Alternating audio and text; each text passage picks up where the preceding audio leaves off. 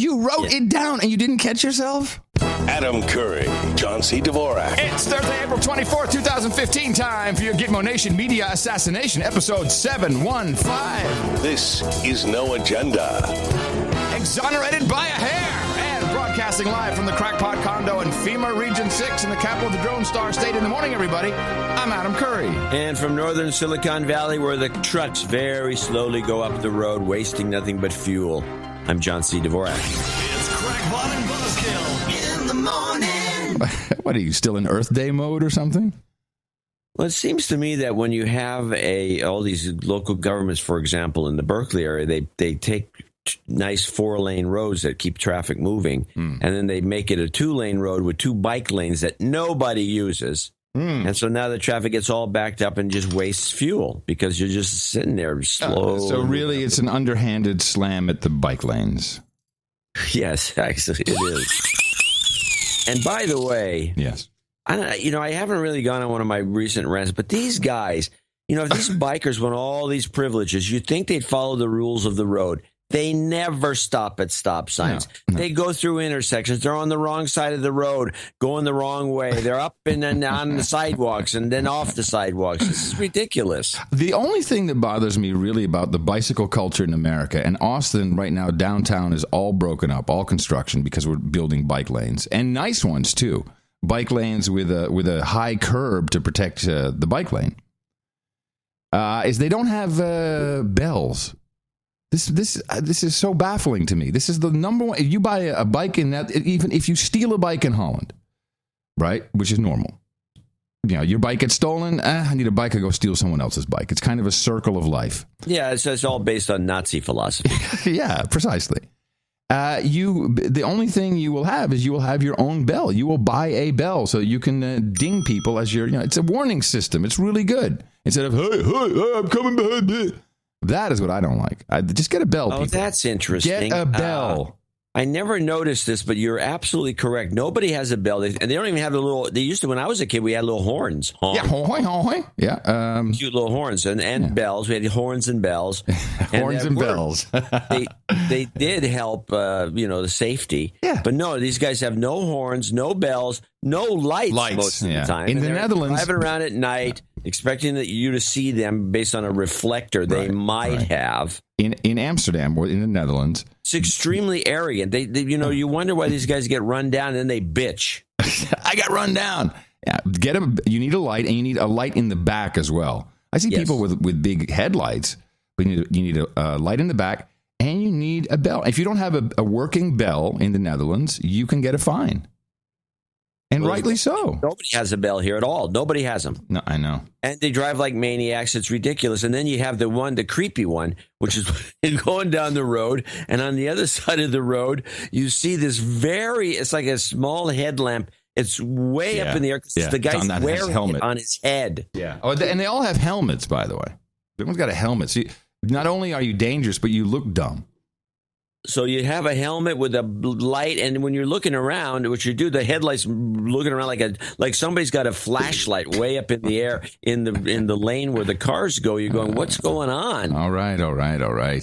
The people tuning in for the first time, this is not representative of the program. Yes, it is. You said something after the show on Sunday. And, I forget what it was. You were looking at some pictures, and you said, "Oh, you've got a douchebag beard," which I do not. This bothers you? Yes, because I don't have a douchebag beard. I have scruff. Yeah, scruff. And tell me the difference, because when I see the classic, who these guys. We know a number of them personally. I'm going to make a point here. Because, so I don't have the douchebag beard. I have a little bit of scruff, which used to be known as the Don Johnson look. Do you remember that when Miami Vice first came out and Braun started selling Miami Vice shavers so you could get the Don Johnson look? Well, I couldn't really grow a beard back then. So now I have facial hair. And I was talking to Christina about this because there's a lot of these real douchebag beard dudes running around Austin, and they're usually accompanied by they have a total cut workout body. They're wearing cutoff shorts or jeans. You couldn't look more gay. couldn't look more gay. And like, what is it with the beard? And she said, beards are push-up bras for men.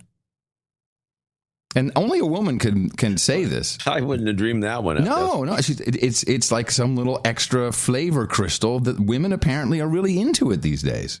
During this moment in history. It will pass. Yeah, it's like we had this guy. I was working when I was working in public radio.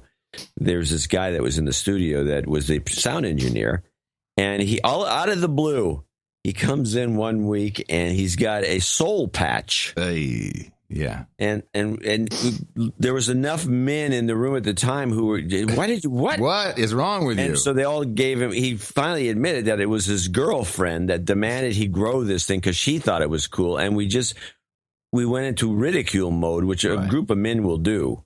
Right. When something's not, if it was somebody famous with the soul patch, we probably wouldn't have the guts to do this, but we ridiculed him, and he cut it off and never grew it back. And then, of course, we always have the Movember, where everyone has to shave off their mustache or all their facial hair as a form of Movember. Come on, this has been going on for a couple of years. As long as beards have been, growing in popularity. I've never heard this personally. Oh, well, I've never heard of Movember. I'm sure there's a book of knowledge entry for it. In fact, why don't we take a little look? Consult the book of knowledge. Movember. And let's see, as we bring up the wikis, Movember. There you go. It is, it's for ass cancer. Movember for ass cancer, sometimes known as prostate cancer. Annual event involving the growing of mustaches. I'm sorry. I have it the wrong way around. It's the growing of mustaches. So you're supposed to grow the mustache. What do I know? Wow, you were way off on that one. I was. Huh. All right. Observation. Now, I, for at least almost 3 years, did not have a smartphone. I carried my Nokia E71 around. The old clunker, It's a classic. I lost it. Yeah. You lost it? Yeah, it's gone. I know where, but I can't really tell you. All right. The yellow rose. Ah! I'm telling you, those girls, they probably stole it. Like, look at this. It's an antique. Goes, what did you get this phone for? I wanted an iPhone. How old was that guy? How old was that guy? But I have to say, I don't understand how anyone gets anything done.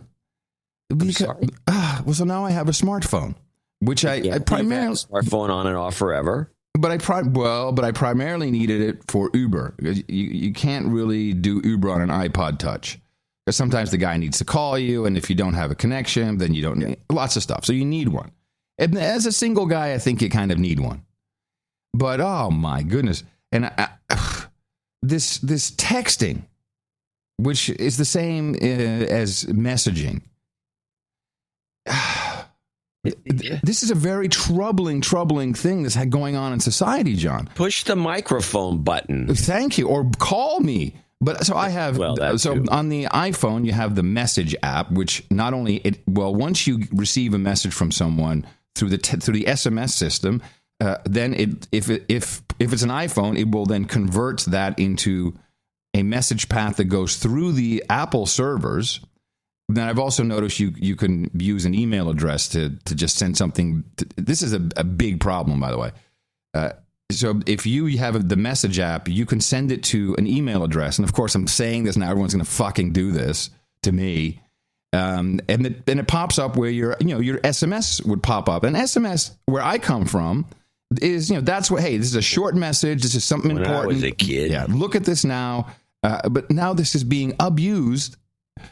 With also, with the no limitation on 140 characters, which is where the Twitter limitation came from, and people just have these ongoing conversations, and then there's it's not just messages, it's the Facebook. Sound like a guy from the 20s. It's the Facebook Messenger, and we have WhatsApp, and we have Telegram and Signal, and a million different. And I'm on this, and somehow we've gotten into this. It's okay to just be messaging back and forth, and And to me, I don't know what to do, because if I don't reply, I think to myself, well, maybe this person thinks, I don't want to, I hate them because I'm not replying. Or you go back and forth 3 times. No, and then you're wrong on every one of these items. First of all, I use messaging a lot.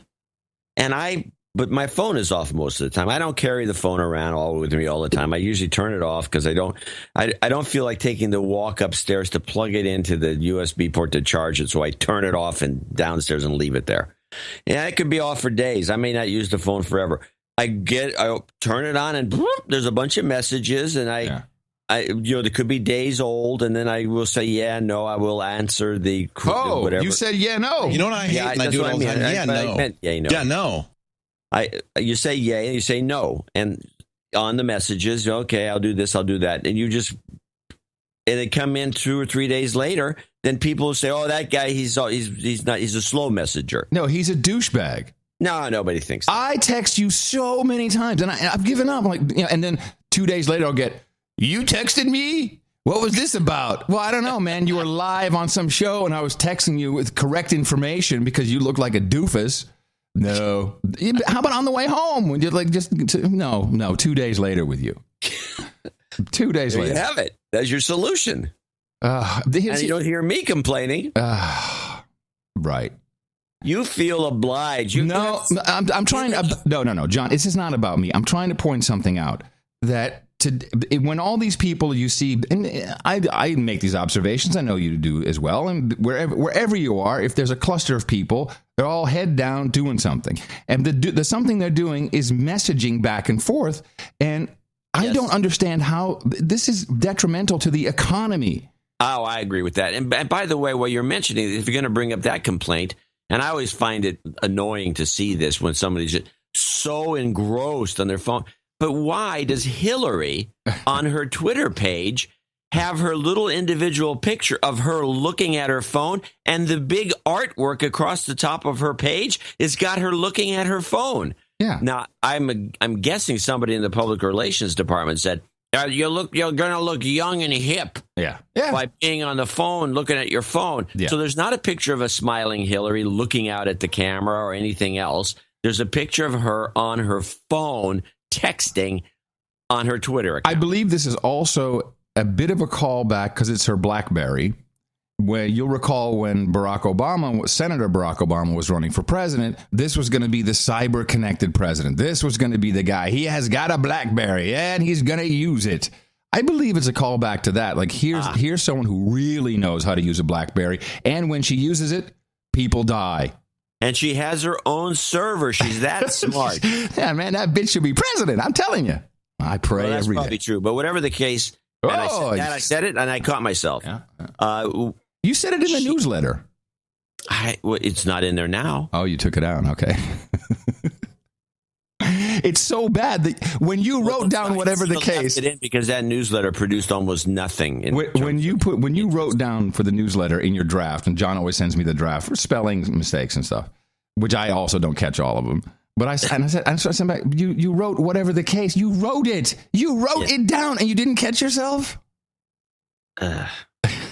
I expected you to catch it. Well. I rely on you, my friend. So there is a new... keep me on the straight and narrow. I want to identify a new self-moral licensing meme that is taking place. We will soon be enveloped in this, and it's a bad one.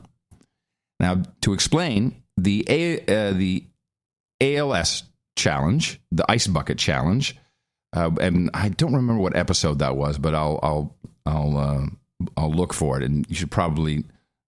If not, listen to that I can find noagendaplayer.com. Someone can probably find the exact link where we start talking about it.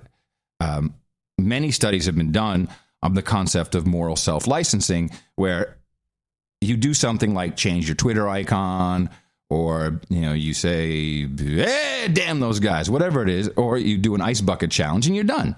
And then you've given yourself moral license to no longer do anything else for charity, certainly not for that charity, or maybe any other charitable giving practice. You just don't do anything. You've done your part. You've done your bit. The new challenge is eating a lime for Lyme disease. And it's hilarious because you see people put a lime in their mouth. And I would have caught this by now. I haven't seen this. It just started, and I know why you haven't found it, because it started with Ryan Seacrest has set this up. So that's why I believe it will get legs. Well, he does have the... With the Real Housewives of Beverly Hills, the Yolanda Foster, the Dutch girl who's married to...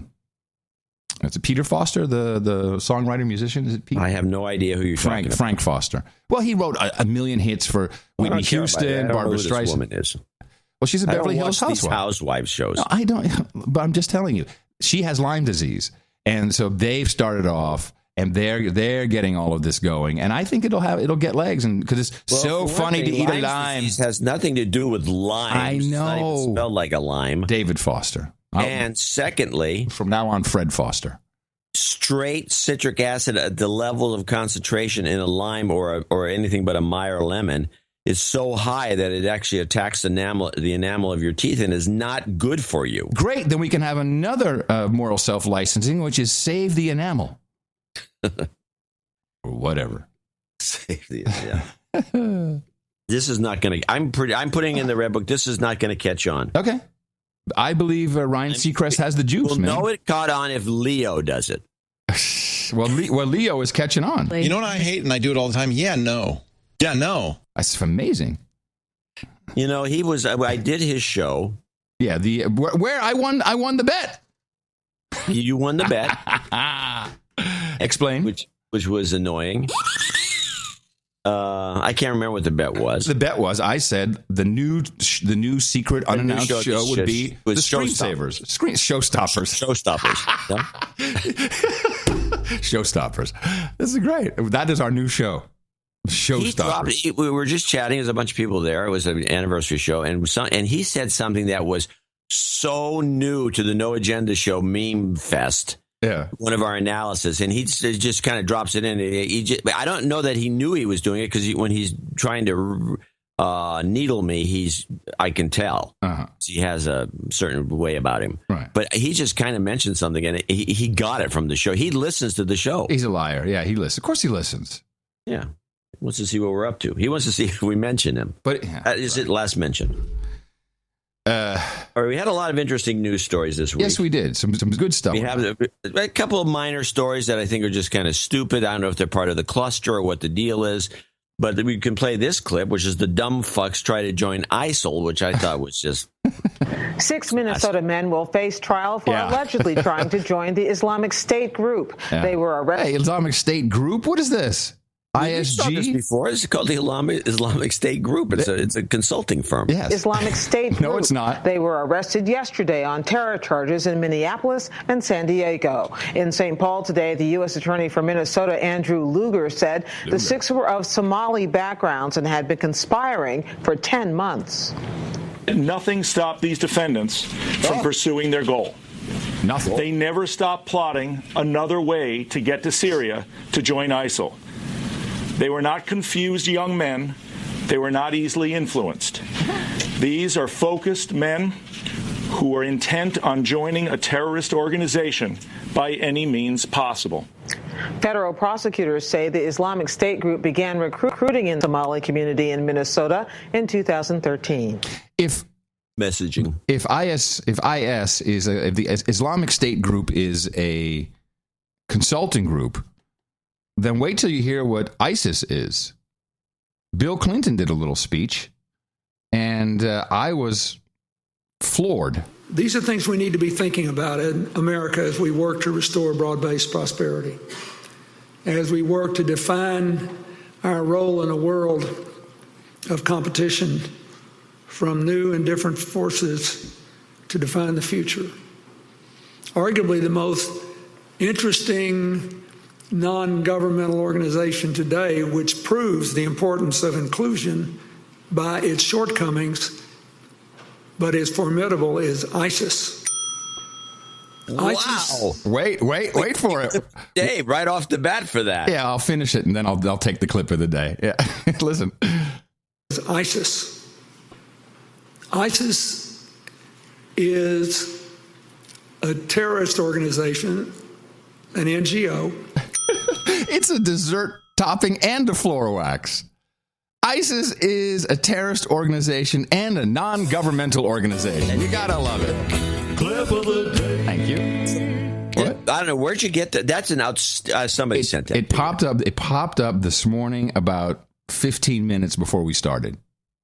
That is an outstanding clip because what he's saying is interesting because in the back of his mind, he knows that all most NGOs, at least, are terrorist organizations. Are terrorist organizations. They're the ones behind the Arab Spring.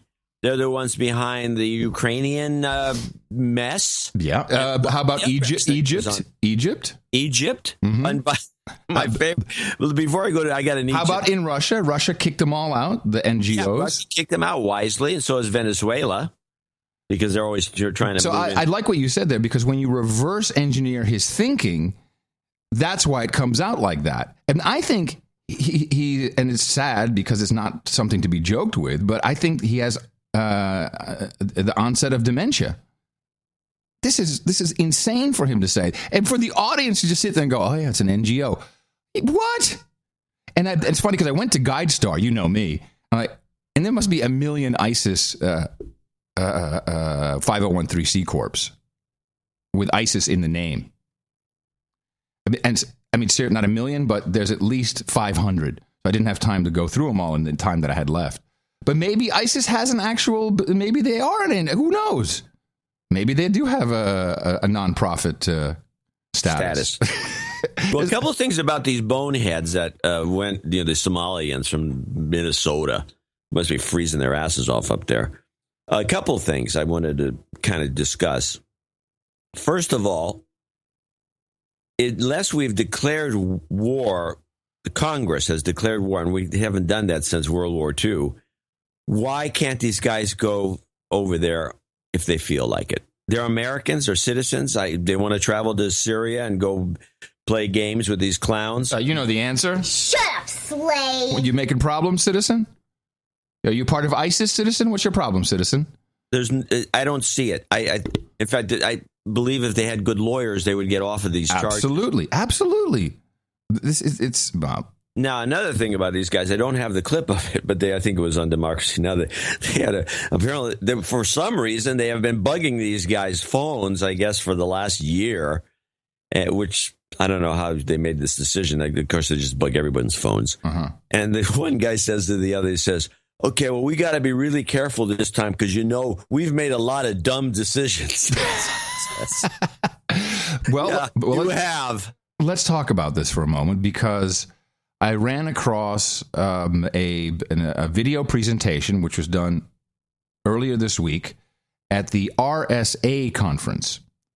I don't know much about RSA as an organization other than they maintain security products and encryption stuff. And can you tell me exactly what the RSA is? Well, I've been to there's conventions that they have, and I've hung out with the guy who founded the company. I've hung out with him, and BizDos. He's got some very name that's unpronounceable. Is that his name, BizDos? I'd have to look it up, but it's a funny last name. Anyway, But they started off as a security company selling products, encryption products, a lot, mostly. And they've somehow become so involved with the government, and I don't know. It's almost like sense. A government company. That makes a lot of sense because who was presenting? Our buddy, the trigger man himself, the man who used to say, "Yeah, you can kill that American citizen with a drone. Go for it," J. Johnson. He calls himself Jay, but when you spell it J-E-H, you're J Johnson. And by the way, when I went to meet with these, or hung out with, I actually went to one of the parties and hung out with a bunch of these high-end security guys. And by high-end, I mean high-end to the point where they say, well, you can't really use AES 256. And they tell you all these, what the government has done. They get a package to approve it, and then they slip it back, they recode it, and then you're supposed to just use it as is. And it was pretty corrupt. Mm-hmm. It sounds to me like the whole encryption world is corrupt with back doors, except for a couple of systems which you can't even get a hold of that are used by the Swiss banks. Well, I think that this is a very important speech, about 20 minutes. I've, of course, chopped this down into some chunks, although the second clip is a little longer. But here's what I believe is happening. There is, of course, all kinds of infighting amongst the intelligence agencies. We've discussed this many times. CIA versus NSA, FBI versus CIA. And, of course, Comey, who was a crime fighter as a prosecutor in New York City. He's the director of the FBI, James Comey, known for incredible coup when it comes to locking up very dangerous criminals. You mean like Martha Stewart? That would be the one.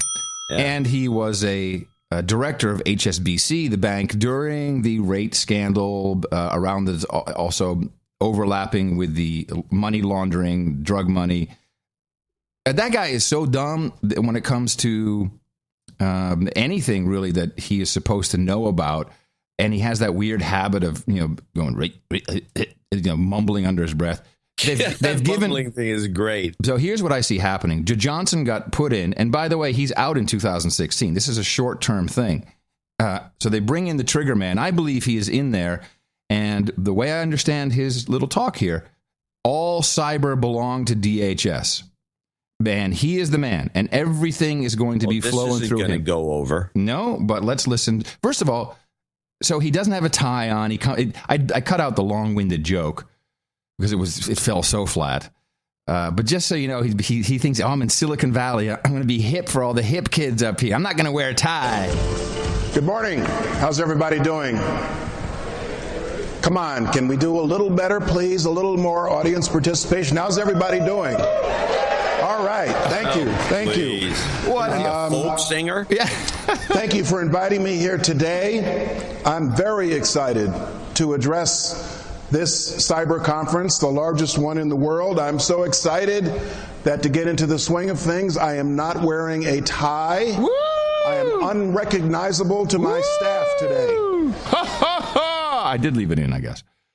It's not the biggest in the world because the biggest and the largest in the world was just in The Hague. So he's full of crap. All right. Here is, this is kind of, a lot of this is just interesting blips and blops, but here is I'm going to go straight into the longer clip about, well, of course, we know what the mission is. Cyber, terror, we need to be sharing information with companies. Cybersecurity is a major priority for my boss, President Obama. Now, arguably, you work for us, but I'll let you slide. I just didn't like the way he said it. You know what I mean? My boss, Barack Obama. It just irked me a little. Yeah, he works for the public. Yeah, he reports to the president, but he works for us. So I don't know what the definition the government has long since given up on that. Oh, yeah, I remember that. Yeah. It is a major priority for his entire administration. It is a top priority for the Department of Homeland Security. For me personally, as Secretary, advancing the department's cybersecurity mission is one of my top goals in office. Though I still use an iPod, I am learning. Now, so someone wrote this, either he wrote the joke himself, but it really shows how clueless the guy is. What the F does an iPod have to do with anything? If he had said, I still use DOS or something, but an iPod, how does that remotely mean that you're learning? It has nothing to do with anything. It's like out of the blue saying, he's an idiot. I still drive a Nash Rambler. Yeah, but it's not, an iPod is not even remotely related. Right. It's not, if he said I still have a flip phone or something, anything but that. So he must be writing this himself. And it was stupid. And it makes him look stupid. And immediately all credibility is gone. And you can see the audience go, dude. Why would you go up there and self-deprecate yourself like that in front of a group like this when you're supposed to be the head of an operation? In the end, you'll see he's trying to get something from them.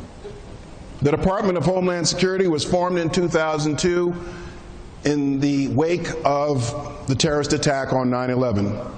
Counterterrorism is the cornerstone of my department's mission.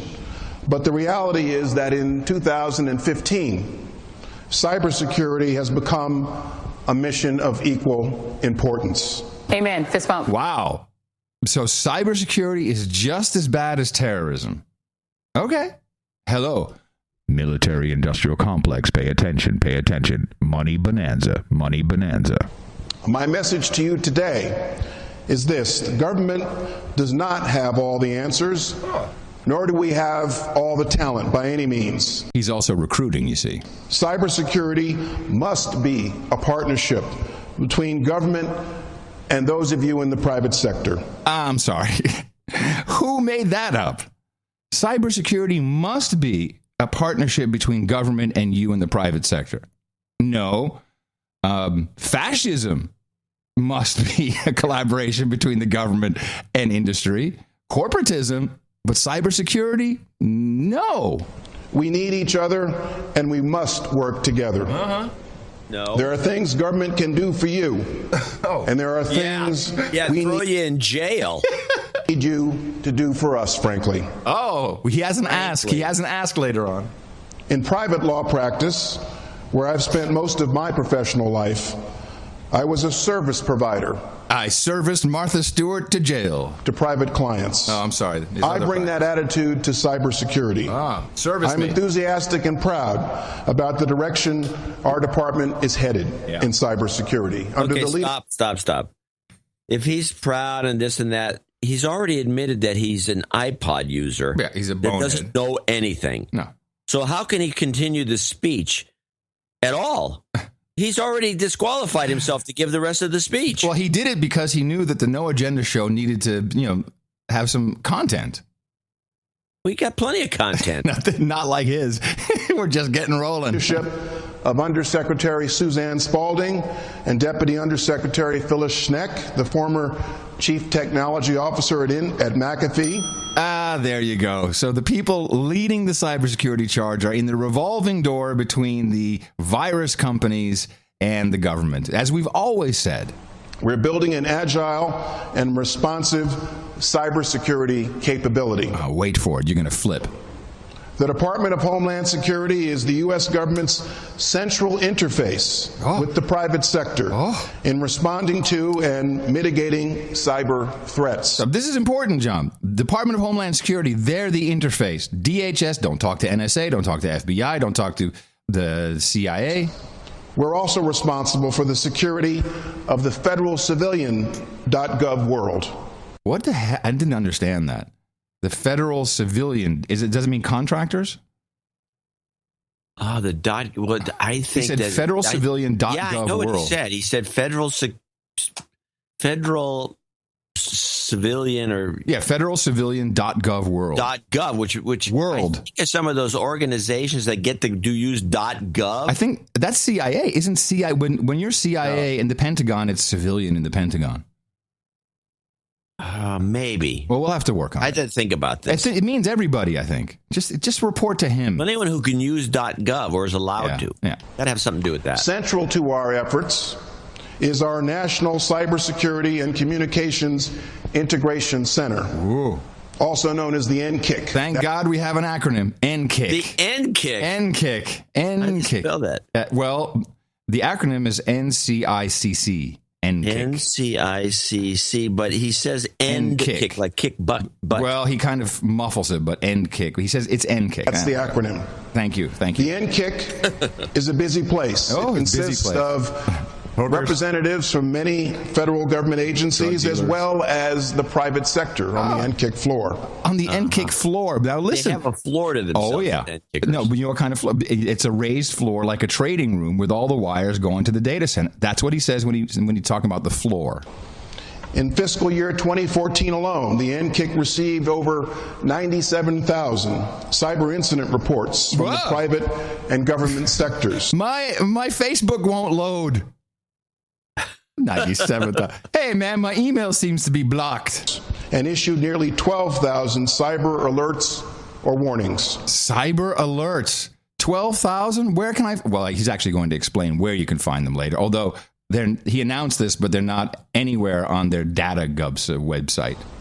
Almost continually, an NCIC team is in the field. In the field. Making what is in effect a house call. House call. They're like doctors. On a company to assess a significant cyber incident and helping them to fix it. Hello, we're from NCIC, making a house call. I see a new show on TV, NKIC. NKIC, making a house call. You know, it's funny about NKIC. NCICC, is that what it is? NCICC, yeah. It also stands for the National Coalition for the International Criminal Court, the Nigerian Coalition for the International Criminal Court. Did no one check the acronym machine? It's got a bunch of names. Stupid. And who would use NCICC? It's too many letters. It's the same people who came up with ISIS. Jeez. For certain diagnoses, we bring in more doctors. More doctors. What the hell? Stop this, Johnson. You're making me crazy. iPod doctors. Fuck you. Sorry, it's the Tourette's, but that's insane. We bring in more doctors from the NSA, the FBI, or other agencies to. Why not just say techno experts, but doctors? I'll shut up. The NKIC identifies numerous vulnerabilities. Last year, across dozens and dozens of departments and agencies of the U.S. government, we identified 265 instances of the Heartbleed vulnerability. Oh, let me see. SSH-V. Oh, it's an old version. Yeah, we've discovered a vulnerability. We're really good. This is where this guy is he is a nincompoop. In a 3-week period, we reduced them to just 2. Oh. Woo! Upgrade. Let me see. LPM-U SSH. Thank you so much for upgrading my SSH. Last year, we helped the private and government sectors address. He actually says government. He says government. Oh, he's a Republican. He says government. Last year, we helped the private and government. Oh, I'm sorry. I messed it up, huh? Government. I want to hear him say government. The private and government sectors address shell shock, black energy, HAVEX, back off point of sale, Lenovo, Superfish, and other vulnerabilities. My goal is to see the NKIC move to an even higher and better level. All right, so now I'm waiting to see some more. The guy is clearly in charge of cyber. And he needs, he's now got all kinds of cool things going on, and he is reporting. He's not only ingesting, but reporting on cyber vulnerabilities. And listen to what he describes here. It's one of the most beautiful descriptions of the protocol I've ever heard. We are enabling the NKIC to provide near real-time automated information sharing to the private sector. I have directed our team to go full throttle on this. As you know, cybersecurity is all about speed. No, I would disagree. I think cybersecurity is about human intelligence, helping people understand how they can get tricked. It's not all about speed. In fact, sometimes you want to be very slow and take your time reading the email. Last week, the NKIC deployed the capability to automate publication of cyber threat indicators in a machine-readable format. Whoa! Call Dave Weiner. They've made an RSS feed. We reached this major milestone 5 weeks ahead of the deadline. It took them 5 weeks to put an RSS feed together. This is insane. Does anyone in the audience go, "Hey, dude, you can get little apps and stuff that could make an RSS feed for you"? Today, you can find them in the libraries. This is what he's describing an RSS feed. Ahead of the deadline. Today, we are sharing indicators with an initial set of companies and are in the process of adding others. Later this year, we'll be in a position to begin to accept cyber threat indicators from the private sector in automated near-time format. What? Near-time format? Okay. You botch your own words, douche. So you will have an RSS feed reader. This is very good. I'm very impressed, Joe. And I wonder if that has anything to do with YouTube's change with their RSS feeds. You can still get RSS from them, but you now have to go through their new API and the new authorization scheme. I would think that is the occurrence of that change in the speech is a little too close to be coincidence. Near real-time format. Real-time format. Near real-time. Let's get that straight. Correct, because it's an aggregator, so it's not exactly in real time, but it's an aggregator. He's describing an RSS feed aggregator. We have set up the NKIC as your primary pathway to provide cyber threat indicators sharing to the U.S. government. Thank you. Yes, the government is trying to make it easier for you. Just to give all your users information to us. Today, I'm pleased to announce that the Department of Homeland Security is also finalizing plans to open up a satellite office in Silicon Valley to serve as another point of contact with our friends here. Yeah, your friends, our friends. Come on over. Let's talk. We'll have coffee in the NKIC in the NKIC cafeteria, in the NKIC lounge. Yeah. We want to strengthen critical relationships in the Silicon Valley and ensure that the government and the private sector benefits from each other's research and development. Okay. And please, people, and you'll hear some other gotchas in a minute. He is literally saying, share the data you have with your customers or users, I should say, because they're not customers. The advertisers are the customers. Share that with us and you'll benefit. We'll give you something back, or who knows? But when they say data, it's not about the company's internal data. No. Why is it in Silicon Valley? It's for Facebook. It's for Google. It's for Apple. It's for all of these people. We want to convince some of the talented workforce here in the Silicon Valley to come to Washington. The new United States Digital Service provides the option for talent to flow and rotate between private industry and our government teams. Rotate in and out. Now, is this like a military thing? It says U.S. Digital Service? Yes, in fact. Between private industry and our government teams. This will build capacity on all fronts. I hope some of you listening will consider a tour of service for your country. For your country. A tour of service. For your country. This a tour of service is an acronym for we're not going to pay you very much. Yeah. Just come on over. Tour of service. Be a collaborateur. Be a collaborateur, people. This is all good. You can join in. Be a collaborateur. Be a collaborateur. All right. Just pointing out a few of the... This is just a money grab. We haven't got enough money wasted by the government. Well, this is equal to counterterrorism. So, yeah, it's a big money grab. And every one of these organizations, the military is going to do their own thing, and they've already said so. We've heard many testimony where one of the generals says, well, we're going to put together a whole corps, a whole unit. He's going to address this because this is exactly the problem. I believe Johnson has been given the keys. After all, he's the trigger man. He was the lawyer in the Pentagon who would say, yes, it's a go. Drone that poor 16-year-old kid who's drinking coffee. That's what he did for a living.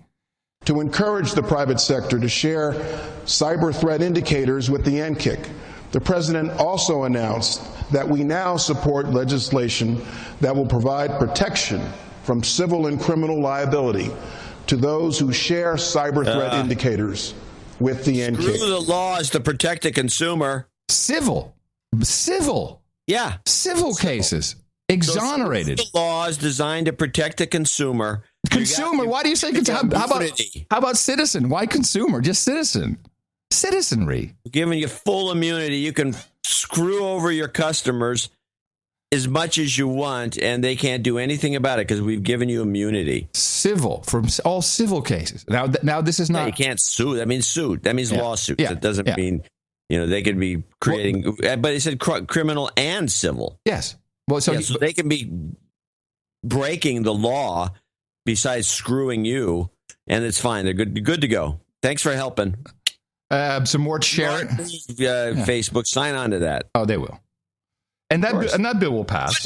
Who wouldn't sign on to an immunity deal? Yeah. Seriously. Like, you mean like the vaccine companies? Yeah, the vaccine companies have all, great. We don't even have to do pasteurization anymore. Hell with it.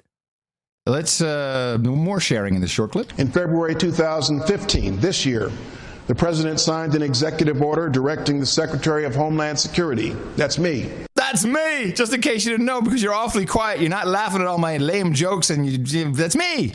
To encourage the further development of private information sharing and analysis organizations, or ISAOs. Okay. Oh, another one. ISAOs. So is they? How's that spelled?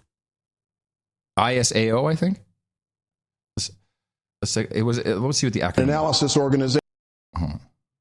Roll it back a little bit. Let's find out what he said. Well, we got the analysis organization. To encourage the further development of private information sharing. Private information sharing. PISAOS. But why does he say private information sharing now all of a sudden? What is that? Why is that different from information sharing? I believe it's because of the acronym. And analysis organizations, or ISAOs. In analysis organization? Is that what he's saying? ISAOs? No, ISAOs would be information sharing analysis organization. Ah, gotcha. Information sharing. So they will participate not just in the private sharing, but in the analysis of the information that is shared. Fantastic. Right. Well, that way you can blackmail people easier. So now he's going to get into the crux of a little bit of the issues internally with the infighting, and he comes up with a whopper. The Department of Homeland Security has a major law enforcement role in cybersecurity. The Secret Service is known for the protection of our nation's leaders. The Secret Service is actually a law enforcement agency. Now, this is very interesting because we've looked at the Secret Service and we know that they originally, as far as I understand, they were founded to go after money counterfeiters. Right, exactly. They're from the Department of the Treasury. Department of Treasury, exactly. Well, they now fall under him, apparently, or maybe they always did.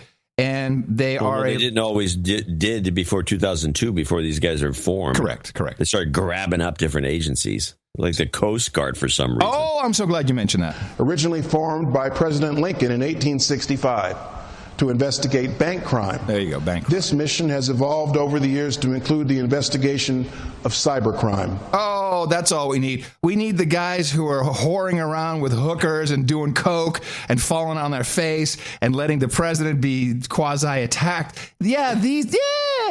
Those guys. Fantastic. In February of this year, the Secret Service was the lead investigative agency responsible for bringing to justice one of America's most wanted cyber criminal suspects, Vladimir Drinkman. This was the guy who was living in the Netherlands, who, by the way, has pleaded not guilty to stealing credit cards. It was a very, very sketchy case. For Johnson to bring this up as something great the Secret Service did, I think, is a canard. Homeland Security Investigations is also involved in hunting down cybercrime. And the United States Coast Guard is involved in cybersecurity. What else have I got here? I got the Coast Guard. Whoops, sorry. I got the Coast Guard. Bring them into my story. What? Yeah. The Coast Guard? They are cybersecurity? Yes, sir. Well, you know why. Undersea pipes, baby. Undersea fiber cables. Yeah, we'll just stay here for a while. We're just going to drop anchor right over this little piece of fiber. Guard is involved in cybersecurity by working to protect our maritime transportation system, a system that contributes $650 billion annually to the nation's gross domestic product and sustains more than 13 million jobs from cyber-related threats. Those are some of the things your government is doing in cybersecurity. For you. That's right. Now, final clip. And this is, and I said it earlier, he uses such a douchebag Silicon Valley term here. Maybe it's also a banking term. I want you to know that when it comes to the government's cybersecurity responsibility, I'm determined to root out any turf battles between government agencies. Yeah, because he's in charge. He just threw down the gauntlet to the other agencies. He's in charge. Including the military. This is not going to work. DIA, NSA, CIA. I'm encouraging my people. I'm not going to put up with this bull crap. Within Homeland Security to work in a cooperative and selfless fashion with our interagency partners at the FBI, NSA, Defense, Treasury, Justice, and Commerce. Now, finally, he has the mandate from his boss. Remember, he set it up. My boss, the president. I have the keys. I have the edicts. All the subtle messaging is in there. He's doing.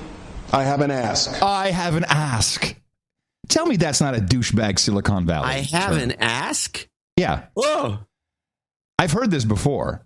Yeah, no, I haven't. I'm surprised he doesn't go into what's that list when you have a list? Amen. Fist bump.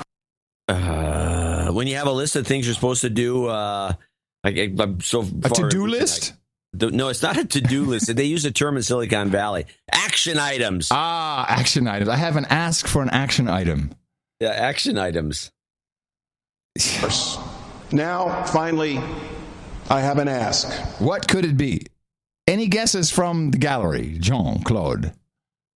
Yeah, he has an ask. He wants to know why these geniuses can bust this Vladimir Drinkman, but they've done nothing about the Target hack. They've done nothing about the J.P. Morgan banking hack. They've done nothing about the Anthem health hack. What are they doing for work? They're finding some guy who's just, some lone hacker. Hey, Social Security, get off that hooker. We got to go check some hacks. Yeah, thank you for pointing out those cases. Very good. I have an ask for your indulgence and your understanding on the subject of encryption. The Department of Homeland Security has both the cybersecurity mission and a law enforcement counterterrorism mission. Now, let me see. They have wanted this. When I was first doing some radio back in the 80s, these guys are trying to do this. They want to ban encryption. Yeah, kind of. Well, he hasn't asked. The ask is very specific. It's very specific. Hold on. Where are you, Joe? For the American people. We have... I'm sorry. Law enforcement efforts. I'm sorry? Encryption hurts our law enforcement efforts. And why are you hiding information if you have something? Why don't we listen to him first, and then you can rag on him? Because you're just jumping the gun, because you're doing the right thing. It's just, let's hear him say it first. But of course, if he uses the iPod, what kind of analogy could he use to explain how important it is to have the keys to all encryption? Law enforcement counterterrorism mission for the American people. We have our feet in both camps. I therefore believe I have a good perspective. Yeah, with your iPod. On this issue. The current course we are on toward deeper and deeper encryption. Deeper and deeper encryption? What kind of term is that? It's certainly not deeper, but okay, we'll let you slide on that. Whatever. Are you going to gym, babe? Oh, I'm sorry. I will not. No, we'll never ask again. Fucking kids. In response to the demands of the marketplace is one that presents real challenges for those in law enforcement and national security. Let me be clear. Please. I understand the importance of what encryption brings to privacy.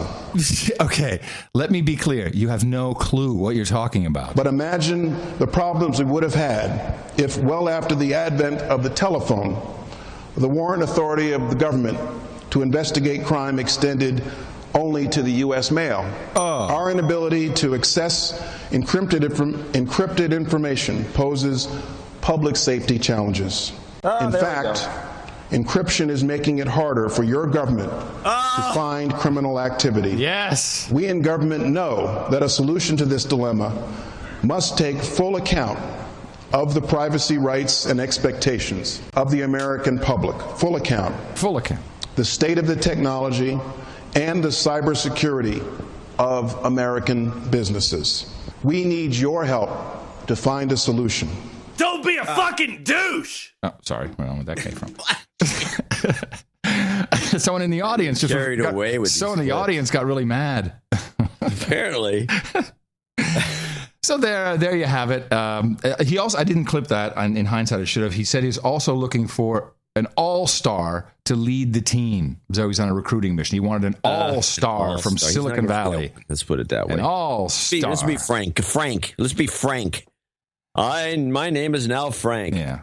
He's not going to get one. And just on the heels of this... Well, he actually will get someone, and they're going to call him an all-star, but it'll be a schlub. He should get Phil Zimmerman. This guy,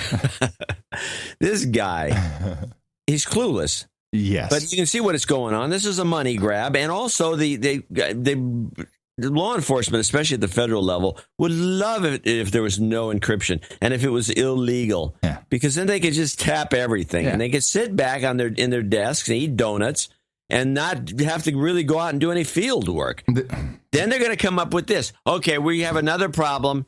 We have criminals whispering to each other. We can't intercept these messages that they're talking to each other because they're whispering. We need to do ear implants and muzzles. So we can hear all the whispering going on in the country. Yeah. Because that's what all encryption amounts to. Yeah. It amounts to whispering. Ooh, I like that. Encryption is whispering. Beards are push-up bras. This show is just... We are off to a good start. So the money grab has already started. There was a hearing on the Hill, as we call it here in Texas. The reason why I stopped and watched her testimony was twofold. One, she's asking for money for an entire new State Department system. She is a assistant deputy State Department Goomba, but her name, the Honorable Heather Higginbottom. It doesn't get much better than that. I know Higginbottom. Heather? I don't know if it's Heather. I know a Higginbottom. Well, she is the Honorable Heather Higginbottom. Would you comment on this IT independence issue and also right of first refusal as well as this potential breach? So they're using so they're talking. Sounds like a book guy doing a well, deal. That's a senator. The Higginbottom's about to talk. And she and so this is about, they want IT independence. They want their own system, new system. And, of course, this has to be because of this breach issue. Yes, thank you, Senator, and I've enjoyed our conversations. Look forward to continuing them. No, suck his dick more, will ya? I meet, as you know, with the IG every week. We discuss issues like the ones you just raised. We worked through the issue of trying to get an MOU so that there was notification of any entry onto the system. Just recently, the IG has brought to my attention, as well as to the secretaries, the request for a separate IT system. We're looking at that very carefully. We're seeking to understand how it would work. They need to have, as he testified yesterday, some access to the systems they currently have. The architecture, we have to make sure our system is as secure as it possibly can be, given we are attacked every day, thousands of times a day. Thousands of times a day, attacked. You mean like a DDoS or port probing or something that happens? It's just it won't even be DDoS, it'd be port probing. Yeah, but even that is... Some little worms out there bouncing around say, can I get in here? Can I? No, I guess not. Yeah, but she's translating that to the representatives of the American public as an attack. China, North Korea, the Russians. So we have to work. Those are difficult issues, but we're looking at that now and examining it. It's also important we understand the cost. How much more we can get. I'm sorry to interrupt. Have you actually had a breach that you can talk about? I can tell you, Senator, that we have been breached. This has been reported. Any further details of that, be happy to have in a different setting. All right. I would like anyone who has access to the State Department, maybe Matt, although he's not going to do it, Matt Lee. Someone has to. So we have glitch. We all bend over. Oh, it's just a glitch. Just go ahead. But now there's a breach. I'd like to know what it was. What was the nature of the breach? What do you have? What constitutes a breach? Does it mean they got into something, or they just probing? Yeah. Okay. So you understand what I'm saying. Reporting is so irrelevant in today's world. No, it's ridiculous. There's no reporting whatsoever. This is all nonsense. Yeah. And nobody's calling anybody on anything. Oh, well, you have to have a special meeting. Oh, it's confidential, because if we let anyone know what the breach, they're going to do it again. It's going to give more people ideas. There's lots of reasons to go secret. And why is, when a child is born upside down, why is that called breach? Or when a child is not born upside down, I should say. When a child, this whole thing is upside down. There's your answer. And with that, I'd like to thank you for your courage to say in the morning to you, John C., where the C stands for cybersecurity, Dvorak. Well, in the morning to you, Adam Curry. In the morning, all ships at sea, boots on the ground, feet in the air, subs in the water, and all the dames and the knights out there. In the morning to everyone in the chat room. They've loved this little bit. There's some good jokes going on. Oh, they're chatting away. NoAgendaStream.com, where you can also listen to the live stream every Thursday and Sunday in the morning. And in the morning to our artists, in the morning to our artist, Tice Brouwers from the Lowlands came back. Tice always makes this beautiful, just really beautiful artwork. It's all original. And 715, of course, the title of 715, what was... I don't even remember Sunday's show, apparently. We don't remember much. We're getting old. No, don't say this. It was Gay Siri, yes. Gay Siri, a great title. And what could that be? He had the NBCIA news truck with the Yeah No Agenda banner, which was a double whammy. Loved it. Great piece of art, Tice. And of course, you can always see all the fabulous art that our artists make at noagendaartgenerator.com, and we thank them and always credit them appropriately for their work. Yes, we do. And we do have to, there's ground rules, certain things. You have the typeface have to be readable, a smaller size. Also, there has to be if it's stolen, it has to be legally derivative, which is, if you're an artist, you know what that means. But just ripping stuff off, no, it's not okay. Straight up is not good. And we've had some people do that. Oh, look, guys, this is funny. They'd make a good album cover. No, and the best stuff is creative. It's got layers it's dimensional. It's got funny stuff throughout. Yeah. But let's thank a few people who are the executive producers, associate executive producers for show 716. 715 is where I'm at. Well, I'm done 716, but I'll call it 715 just to make you feel. I thought I was from the future.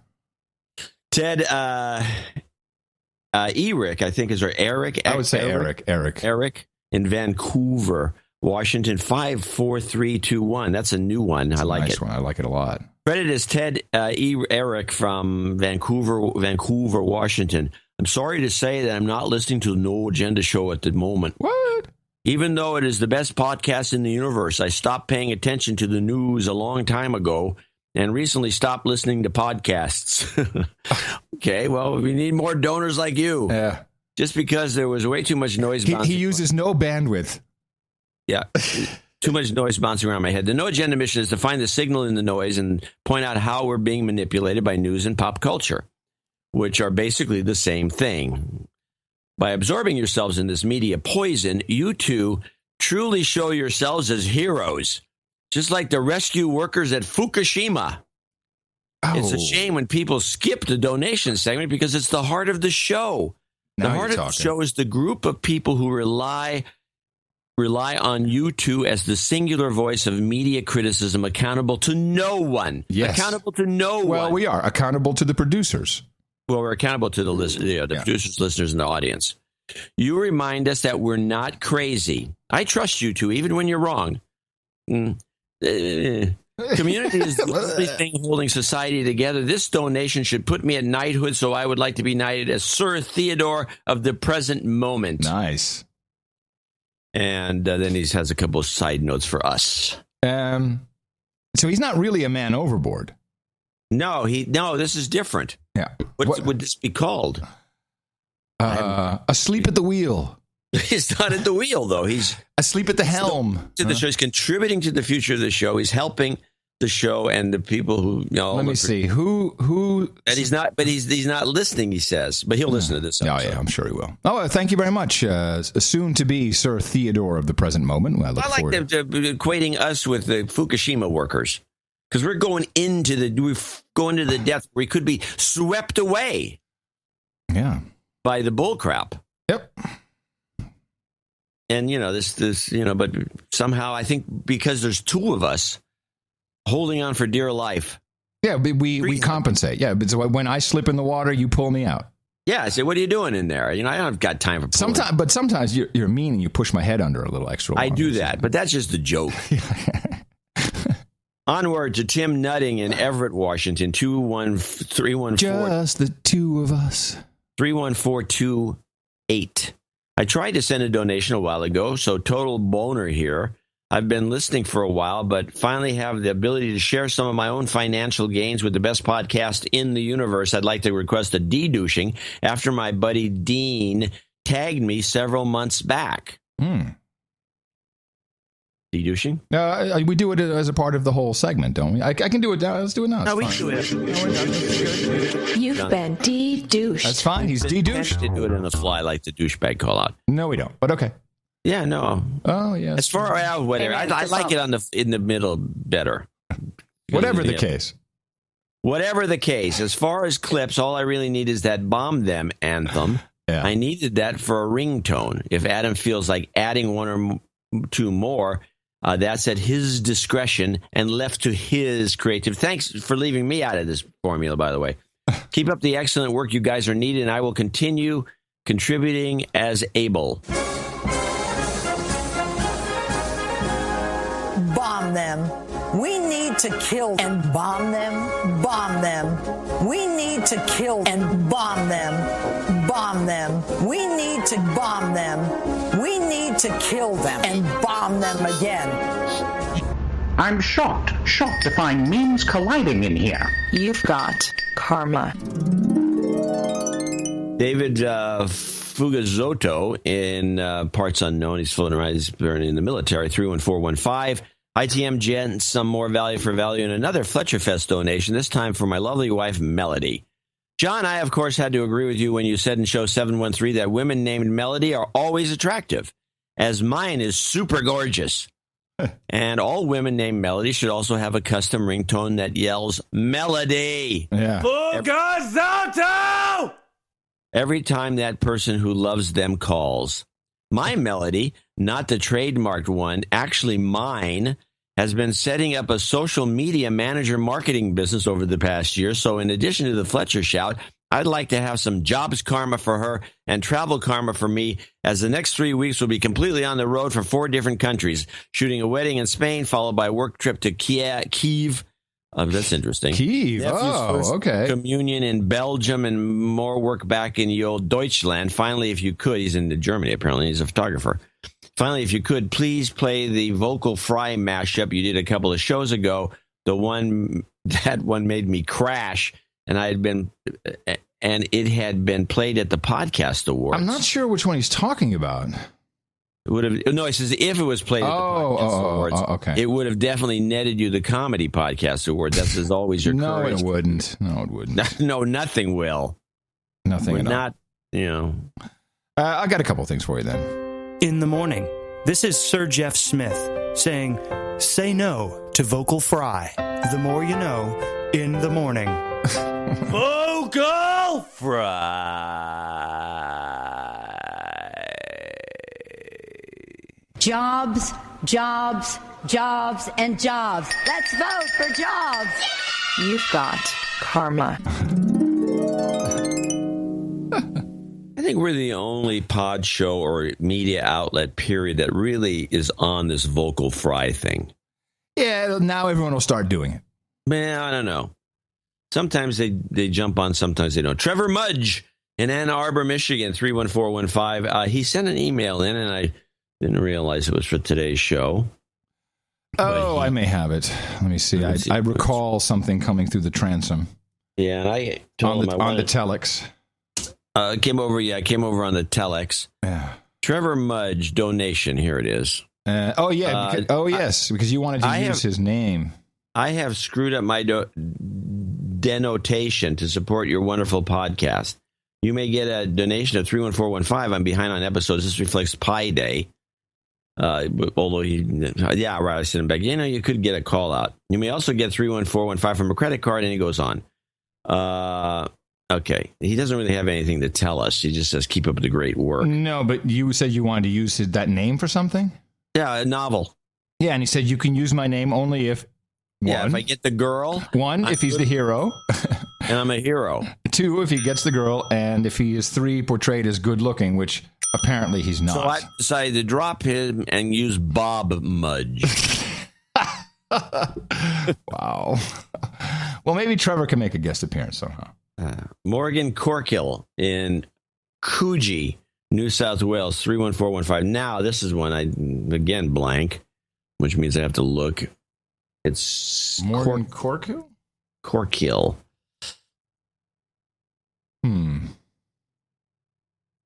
I don't see anything. No. I just got the notification from PayPal. So if you have something to say, let us know. Or if you have the call out that you want, it obviously wants a Fletcher call out. It probably came in under some email that doesn't say Corkill. Right. Tom Byrne in Wellington, New Zealand. He's an associate executive producer at 24432. Hi, John and Adam. Sorry for being a dick. Thanks for teaching me not to take myself too seriously. Okay. All right. Well, I'm going to give him some karma for that. Anyone who does that deserves karma. You've got karma. And then we have Barry Sutton, who also came in with no extra note. Make sure. No. All right, Barry Sutton in Stepaside. You're kidding me. There is a town in or a district in Dublin, Ireland called Step Aside? I guess. Must be. I have a donation note from Barry. Must be where the British live. Donation note from Barry. Adam and John hit my wife in the mouth a couple of months ago. I'm now divorced. No. She's become increasingly insistent that I am a douchebag for not donating ever. Oh, yes, please de-douche me. Absolutely. You've been de-douched. It was not so much her whining, but your last newsletter from the 18th that hit home and made me realize I should start supporting TVPITU. Thanks for all you do. And he says, can I get a you slaves? Can I get used to mac and cheese and a jobs? He says it's Hillary, but it's not Hillary. It is Feinstein. No. The jobs. Pelosi. Oh, Pelosi. I'm sorry. You're right. So we need the mac and cheese. Oh, what is the regular mac and cheese one? That's funny. I have the mac and cheese jingle, but I know what he wants. He wants the one. So you get slaves can eat mac and cheese. Yeah. You laughed in the background. Well, I don't know. You lost it? Well, this is so I have this new system, which seems to be working just fine. Except when needed. Well, I believe that the Mac Spotlight system gives precedence to tags within the file and not the file name. And that's not right. It's in fact it's quite wrong. And that means you got to do a better job of tagging. So you got to go back and take those 10,000 clips we have and tag them appropriately by listening to each individual one over again. Well, that would really suck. Yeah, I think so. Well, get an intern. Yeah, that's what I need. An intern who can text me. Ooh, that'll be fun. Living the mac and cheese life. Mac and Cheese by Ayn Rand. Jobs, and jobs. Let's vote for jobs. You've got karma. I realized that was the wrong one, but now I have to find out where it went. Well, you'll find it. Of course I will. Eventually. That's a good one anyway. I like that one. Right. Sir James Howard in Indianapolis, Indiana, 22222. Free-range children segment from the last show totally blew my mind.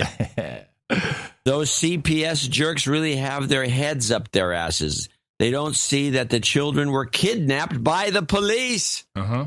What utter a-holes.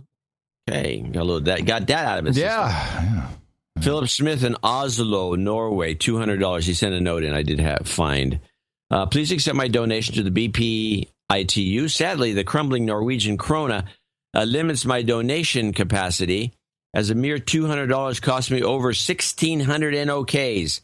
The latest newsletter spurred me into action, as the thought of losing you guys from my commute is too awful to consider. Use guys. Please put donation towards my amazing wife becoming a dame and being EP for the next show. She's already has a name made for damehood, as she is Danish, but with a French surname. So here's my donation on behalf of Sarah Dornanville de la Cour.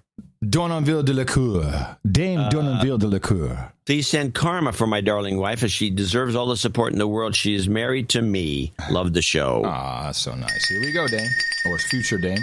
You've got karma. And this is Black Knight Sir Philip Smith, Lord of the Northern Lands, Black Baronet of Oslo, to be precise. Yes. Now we have Dowie and Della from Martin's Dick. Douwe Andela from Martens Dijk. Yeah, Martens Dijk. Martens Dijk. Not Martens Dick, Dijk, which means it was the dike there. Yeah. $200. Hang in there. Too bad most people in the Netherlands worry more about their next vacation than what they hear on TV or radio. Keep me informed. We'll do so, sir.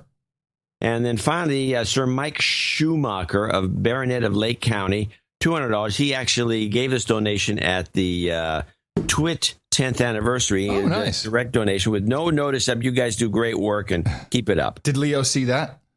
No, of course not. That would have been funny. Hey, man, someone just gave me money right here, Leo. Yeah, we get money from our producers, who are the people well, anyway, I'm not going to say anymore. We already talked about too much about it. Anyway, that's a group of producers and executive producers for show 715. I want to thank them all and remind people that we do have a show coming up on Sunday, a short week. It looks like their donations have finally fallen off from the couple newsletters ago. So go to Dvorak.org. Dvorak.org/NA. Dvorak.org. Become a producer. It's going to be a shoe, and it's going to be easy. Easy peasy pudding and pie. Thank you all so much. These are real credits, which means if you're an associate executive producer or an executive producer, that can be put anywhere on a piece of paper where credits would be expected or are accepted. And, of course, we always need everybody to go out there and do the fine work of propagating the formula. Our formula is this. We go out, we hit people in the mouth.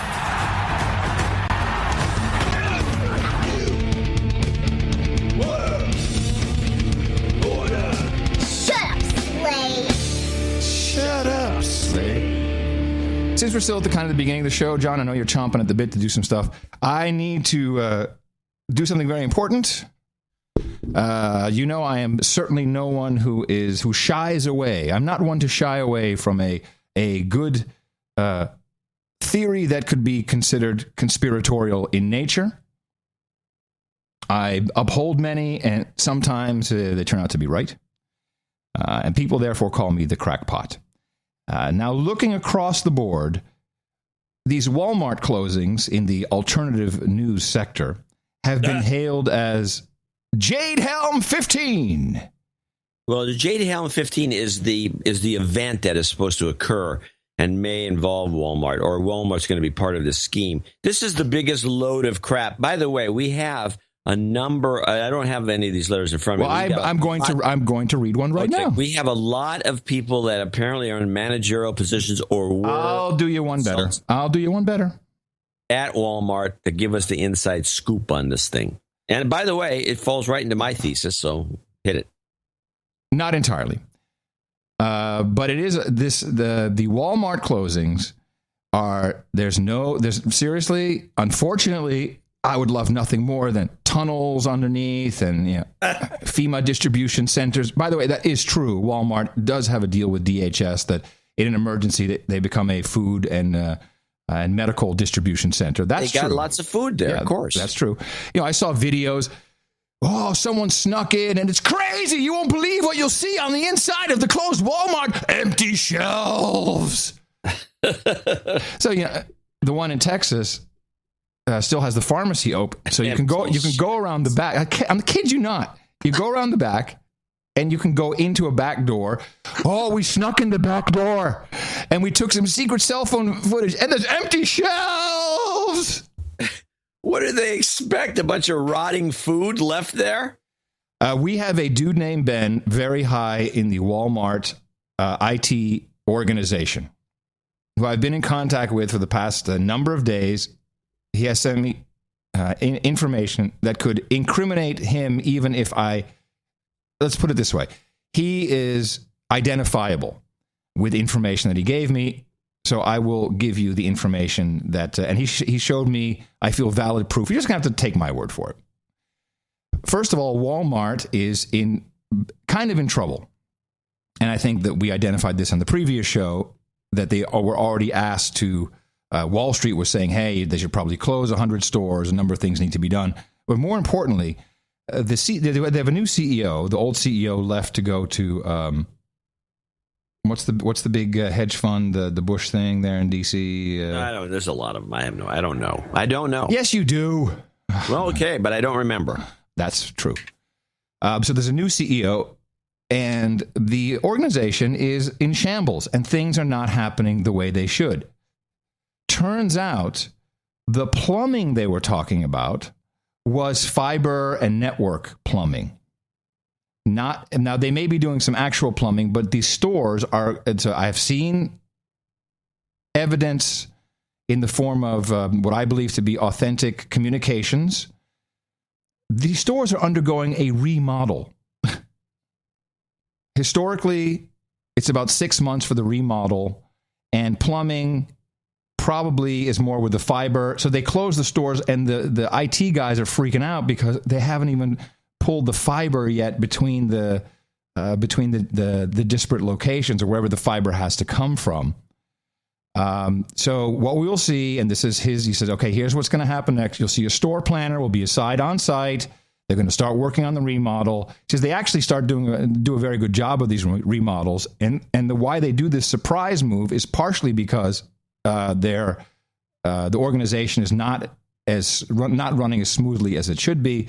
But also, it's a good way to get rid of the dead weight, because they'll be hiring back people in 6 months. And the same people who were there previously will be able to be rehired, maybe at the new $15 rate, but we don't know. But it certainly will enable them to not hire people they didn't want back. So as much as I would love to be all on board with the crazy shells being a sign of Jade Helm 15 underground tunnels to the FEMA camps, we're all going to die, it's just a PR botch from Walmart, and they're just remodeling. In 6 months, these will be open again. Take that, Corbett. Well, I don't know why you'd mention him. Because he's all in on this crap. Well, so is your buddy and over there down the street from you. Seedman, yeah, they're all guy. Yeah, but it's just a lot of people are all in on it. I was looking around, going, and they're doing it from YouTube videos showing empty shelves. It's real. It's real. It's real. So yeah, if you're doing a remodel, that would make sense that you'd have empty shelves, I'd say. Yes.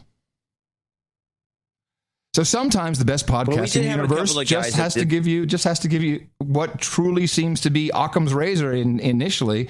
But more importantly, I think what's interesting is that Walmart botched this, and maybe they love the whole alternative theory so they can get their ducks in a row while everyone else is running around. Distraction of the week for them. Yes, exactly. Running around talking about Jade Helm. They must love that.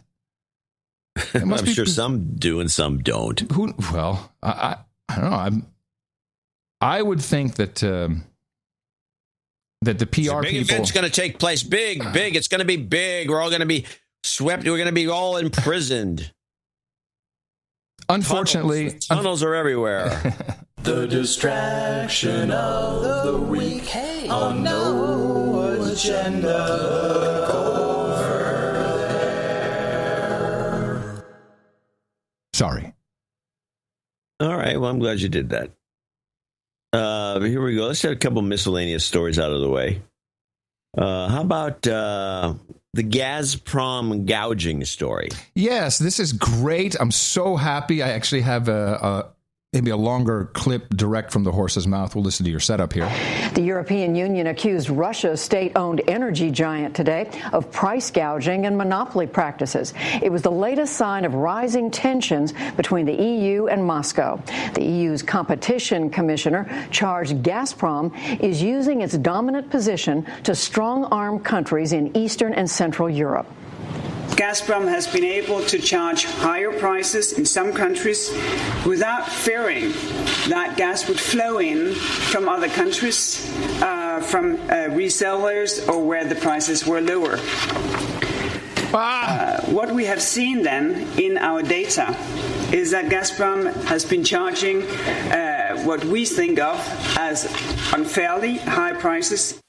Gazprom dismissed the accusations as unfounded. So that was Democracy Now!, a very well-funded news organization. No, that's PBS. PBS NewsHour, a very, very well-funded news group who left out the most important part of the story, which is what this is really about. PBS would be inclined to do that. Let's listen to, it'll be the quick repeat of what you just heard. It's Margrethe Vestager. She is the European Union's Commissioner for Competition. Right. And this is about one of my favorite topics. Second decision today was the adoption of a statement of objection against some Gazprom activities. And what we say in the statement of objection is that our preliminary view alleges that Gazprom is abusing this dominant position. Gazprom has been able to charge higher prices in some countries without fearing that gas would flow in from other countries, from resellers, or where the prices were lower. Now, before I continue, because now we're getting into the piece that the PBS NewsHour did not play for you, which is the real news, please go get a map and just bring up Ukraine and zoom out 2 clicks. What we have seen then in our data is that Gazprom has been charging what we think of as unfairly high prices in 5 different countries. They be Estonia, Latvia, Lithuania, Poland, and Bulgaria. Gazprom has used its dominance in supply of gas to obtain unrelated commitments from customers concerning the gas infrastructure. Yes. In particular, evidence of this conduct is found in Poland concerning the Yamal pipeline and in Bulgaria concerning the South Stream. Please go look at the Yamal pipeline. You can spell it with a Y, you can spell it with a J. This is the alternative route so we have 3 routes. We have one, the Nord Stream goes to Germany, which is everyone, Germany can't put economic sanctions on itself. So no, we have the Ukrainian pipelines and then the Yamal pipeline, which goes through Belarus and through Poland. They want to cock block Russia everywhere. So now they're pulling out they're anti-competitive because they use their power to get countries to participate in, which I might add, very profitable infrastructure, gas transit infrastructure. So much so that Putin has now said, Greece, I will allow, if Greece signs on to the Turkish pipeline, I will let them borrow any amount of money they need against their transit fees, which are hundreds of millions of euros annually. This shows you how pathetic the anti-competitive commission is in the EU. This is why and by the way, they don't just do it to the Russians; they do it to Americans. Oh yeah, no, they're always gouging us. And the pipeline literally goes through Belarus to Poland. Oh, unfair competition. So now, what is Poland going to do? Poland should say, "Hey, F you, EU. We're making some good money here with these transit fees." Belarus, same deal, and they get to take some of the gas. So I guess it was too tiring to go in and create a war in Belarus. To have another regime change. That's what this is about, and I'm shocked. I tell you. That the NewsHour didn't even mention that. Well, they did mention, in their defense, they mentioned everything until the very end of it when they started talking about the pipeline. That's what it's about. Yeah, well, that's what it's always about. Hello? Yeah. You're the one that came up with the original thesis. And yes, but I'm like a shocker. It's a shock. It's a shocker when about the pipelines. It's a shocker when no one in the real news says it. It's a shocker that that nobody calls these guys out. Yeah, well, they do on RT. Yeah. Who cares? That's true. Whatever they do on RT, nobody listens. There was another thwarted attack, a terrorist attack, ISIL group attack in Paris. And ABC News set the stage with the language. This was a close call, a very close call. No, it wasn't. There was no close. No one was on the street with a bomb or a gun. But okay, close call. Police on Sunday in Paris arresting a 24-year-old computer science student from Algeria. He was in possession of an arsenal, they say, of heavy weapons and was planning to carry out an imminent attack on churches. He was already on a terrorist watch list because he wanted to go to Syria, which is, as you know, ground zero for violent jihad. Right now, officials are saying they have detained one woman for questioning, but they are not saying yay or nay on whether there are more involved. What we do know is that France and right across Europe, including London, is essentially fighting off the virus of Islamic violent extremism that is settling into the neighborhoods here, into the young people, and some of them taking a violent revenge on their own societies. It's a virus, John. It's a virus. It's everywhere. Pretty good dramatization, I would say. It's everywhere, this virus. I picked up on an interesting kind of a sub-thesis. I ran into that. A number of my clips have the secondary meanings. There was a story about a hero cop. Ah, thank goodness. This hero cop, and here we go. This is the story. The hero, because he did not, some guy's a murderer coming at him. And the hero cop, and he was called a hero for not shooting the guy, because every other news story currently is about some cop. And by the way, these shootings have been going on for years, but they're all over the news now. And I think I know the reason why, based on a letter that we got and also this story. This story triggered it. An officer in Ohio is being praised for restraint tonight in a life or death situation. Last Thursday in New Richmond, Officer Jesse Kidder held his fire as a suspect charged at him. Have a look at what his body camera showed. No, man, I'm not going to do it. Shoot me. Shoot me. Kidder backpedaled until backup could arrive.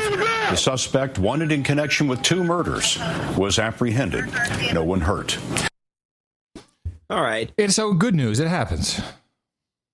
The good news is this whole thing, it started, somebody got the wise idea right after Ferguson. And that's why every news day is somebody got shot by the cops. And the backstory is, and this is confirmed by this particular story, we need body cams on all the cops. Yep. This is the body cam companies pushing this stuff. No, it's only one company. It's one company. It's the Taser company. The one company's got a big public relations operation going. And this story, he had a body cam and we can watch now. Mm-hmm. Somebody sent us a note with great detail about the current crop of these cameras. They're too expensive. Do you have the note there? Do you have the note in front of you? No, I don't. They're too. This was from Dave. I should have talked about this 2 weeks ago. They're too expensive. They use the cloud. They cost over. The company is overcharging for the entire operation. I am predicting that GoPro is going to use this to bolster their stock, because if they could set up a system, and because they got the brand name and they've got some new competition that's going to hurt them big time, and they're a public company. GoPro is going to come up with some camera operation, and they'll have the same thing where you have a Wi-Fi connection. It talks to the car talks to the cloud. The stuff is saved somehow. And there's also, software you can get for just, your own phone to do this. Take a movie, it goes to the cloud instantly. Mm-hmm. Right now, these stories are promoting. Everything is about promoting body cams. Yeah. And this story confirmed it. This was because the guy had it. And as you know, I'm not a big fan of it. I don't know that. We had a very long discussion about it when it first came up in Ferguson, and I said I'm not a big fan of the body cameras. I'm not. Reiterate. I believe it will. I believe it will hamper law enforcement. Now, of course, there's bad cops. There's good cops. I like having cops around. I like the fact that I'm armed too. So I'm okay. So you can have a body cam all you want, but I believe it will hamper law enforcement. I was thinking last night as I was watching some of this too. You recall the show Cops? This is just funny to think about it. This is Cops. It's raw, and this was early '90s, I think, wasn't it? The Cop show. I think it may still be. It may still be on. Yeah. And everything was up. And the cops were great, and they were, and they were kind. And they took care of everybody. Team. Yeah, bad boys, exactly. So that was clearly that must have all been fake. And there are no good cops because we don't see that anymore. I think the body cams will hamper police work, and because you have to think. So you have to. Oh my God, I'm raising my weapon or whatever decision is being made. I don't know if it's necessarily good. I'm just not a big fan of the whole idea. I don't like it. I think the car cameras I like that. And although I don't even know if there's been many convictions based upon car camera video, but in general, first person video does not necessarily give you the facts of what is taking place. Any video does not necessarily give you the full experience of being somewhere when something takes place. I'm just not a big fan of it. I like cops. I don't like cops that kill people, but I'm not against cops. And not all cops are shit. Well, that's obvious, but I think there's a concerted effort going on as a public relations campaign to emphasize these shootings and to DM. Now, here's a cop that had the body cam, according to this story. Now he's a hero. And that was too much for me. That's why I could have brought this up but you're right. And it's the Taser Corporation, and they are incredibly expensive, their product. And I remember us looking at the Taser Corporation and calling this as, the company that would win. And there they are, because they already have the tasers. I believe they make the tasers too. Well, that would make logical sense. You know what?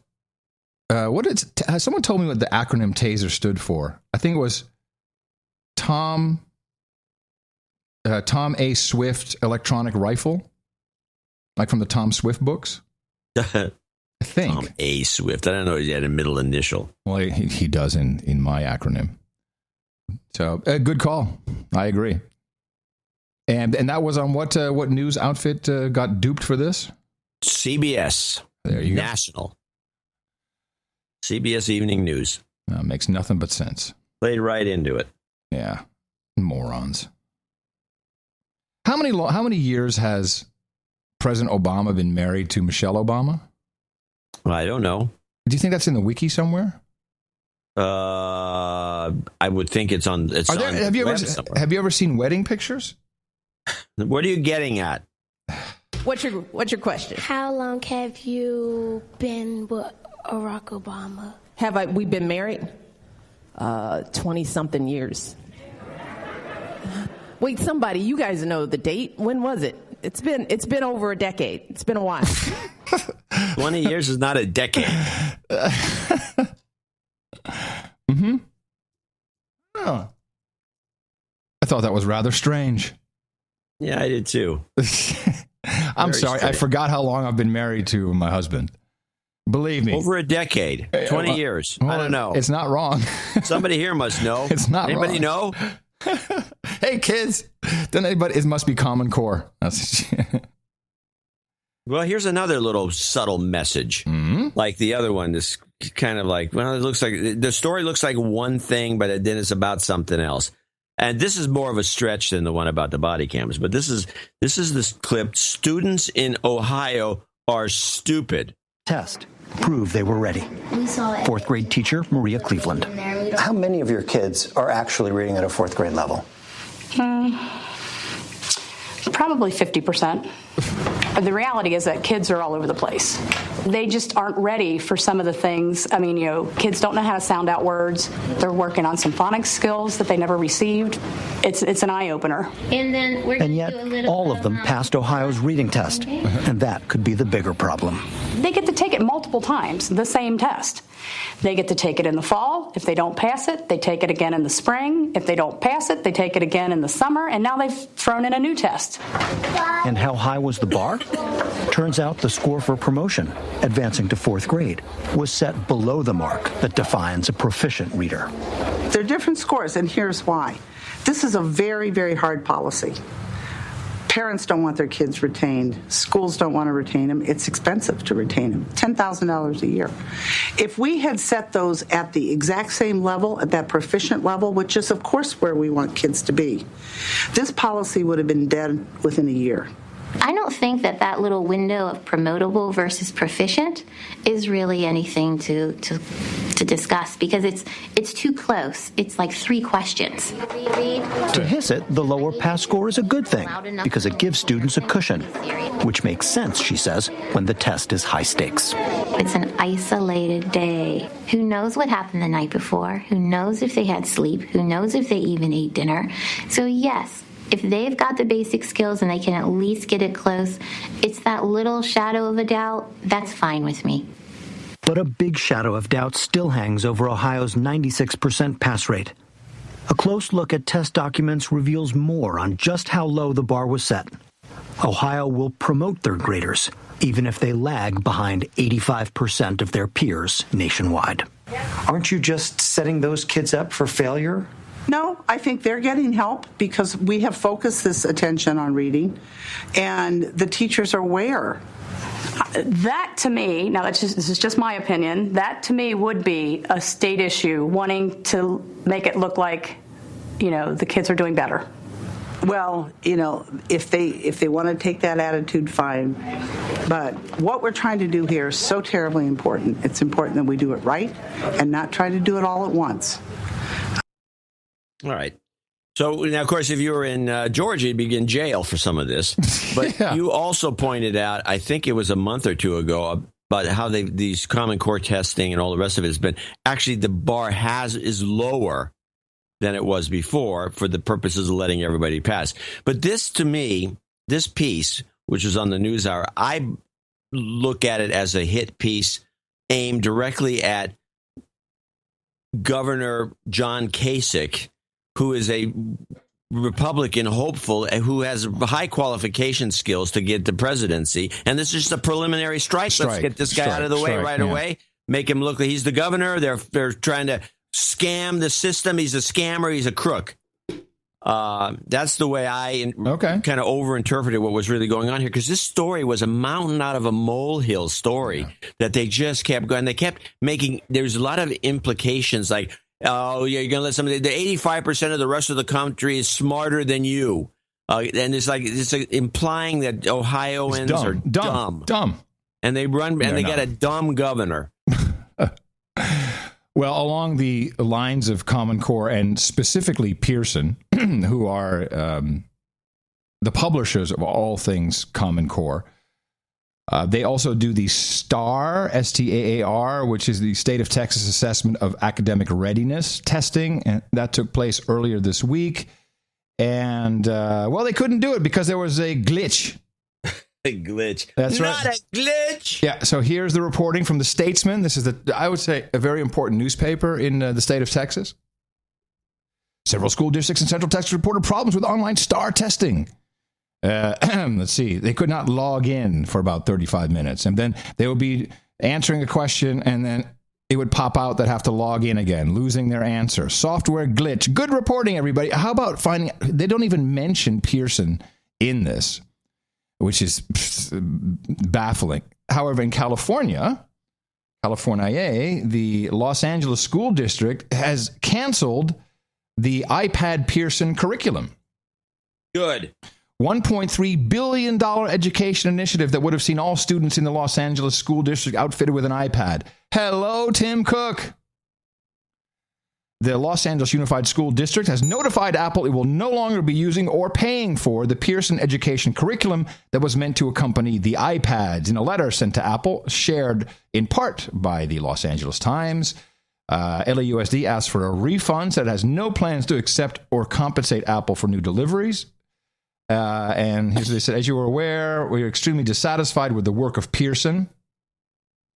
While Apple and Pearson promised a state-of-the-art technological solution, they have yet to deliver. Despite demands to fix the problem, the vast majority of our students are still unable to even access the Pearson curriculum on the iPads. Well, this is going to be fun to watch, at least at the corporate level between Pearson and Apple. Have to eat the iPads. Oops, I'm sorry. What? You have to eat the iPads. Oh, yeah. This is the scam that bothers me the most, is the educational scam that Common Core represents. And people like the Gates Foundation and all these other guys, I don't know why it takes so long to figure out that whatever Bill Gates is ever going to do, it's going to involve selling Windows machines. But it's also going to be great. And it's going to be genius. And it's always going to be spot on. Let's talk some more about Common Core. Actually, there was something else funny that happened yesterday, not really related to Common Core, but other crazy centralized bullcrap. I got a message from Nurse Tracy, and she said, we just had a patient walk in here who was complaining of knees locking while urinating, I think. She knows, I think, the whole ICD-10 codes are funny. And so, whatever was going on, they were all joking, oh, there's probably an ICD-10 code for it. Would you know it? ICD-10 code M23.990, locking knees, is unbelievable. Even the people diagnosing and working with the patients don't even know what kind of codes there are. Locked knee, knee locking, derangement of meniscus of knee, internal derangement of knees. It has a code. But is it while peeing? Well, unfortunately not. Oh, that's too bad. That's what I said. It's good, but it's not quite there. And then the news that I was surprised that this is not major news. It would affect everything, I believe, with the aviation industry. Authorities in Tokyo are piecing together the details about a drone found on the roof of the Prime Minister's office. Yeah. This story got a lot of legs. Oh, I didn't see it anywhere. I heard it in a couple of places. Well, I got it from somewhere, obviously, but it wasn't like a huge deal. I think The payload is what's interesting. The drone carried a slight amount of radioactive material. They're trying to figure out who flew it and when. Police are studying footage from surveillance cameras located near the office. They say staff discovered the drone Wednesday on the roof. They had gone there during a training session for new employees. Investigators say the last time anyone had been up there was a month ago, and there was no drone at that time. Exclusive photos obtained by NHK show the device was carrying a container filled with liquid and marked with a radioactive symbol. Investigators found traces of cesium inside. Police have stepped up surveillance around the Prime Minister's office and the Diet Building. They're keeping a lookout for any suspicious activity, and they're asking the managers of nearby buildings to lock entrances to rooftops. It's like the dumbest story. There's probably some delivery. I mean, why if you're going to have a little bottle of cesium in a liquid, I don't know how you do that. Well, the only thing I can think is that this is obviously for more security weaponry that needs to be purchased of the drone variety from us for Japan. That's what I was thinking immediately. Now that it's not a big enough sale, that kind of it's Mickey Mouse. It has to be some also, more. I have to correct myself. The handover of OPCON, the operational security weaponry for South Korea, I didn't realize this. It was supposed to be handed over at the beginning of the year, so South Korea would run it themselves. It has been delayed until 2020, so everyone, you're all still in good hands. You don't have to go over there and blow some South Korean to sell your nuke. You can just do it with the same old people you always do in Washington. Well, I think the real actions are still going to take place in the Middle East.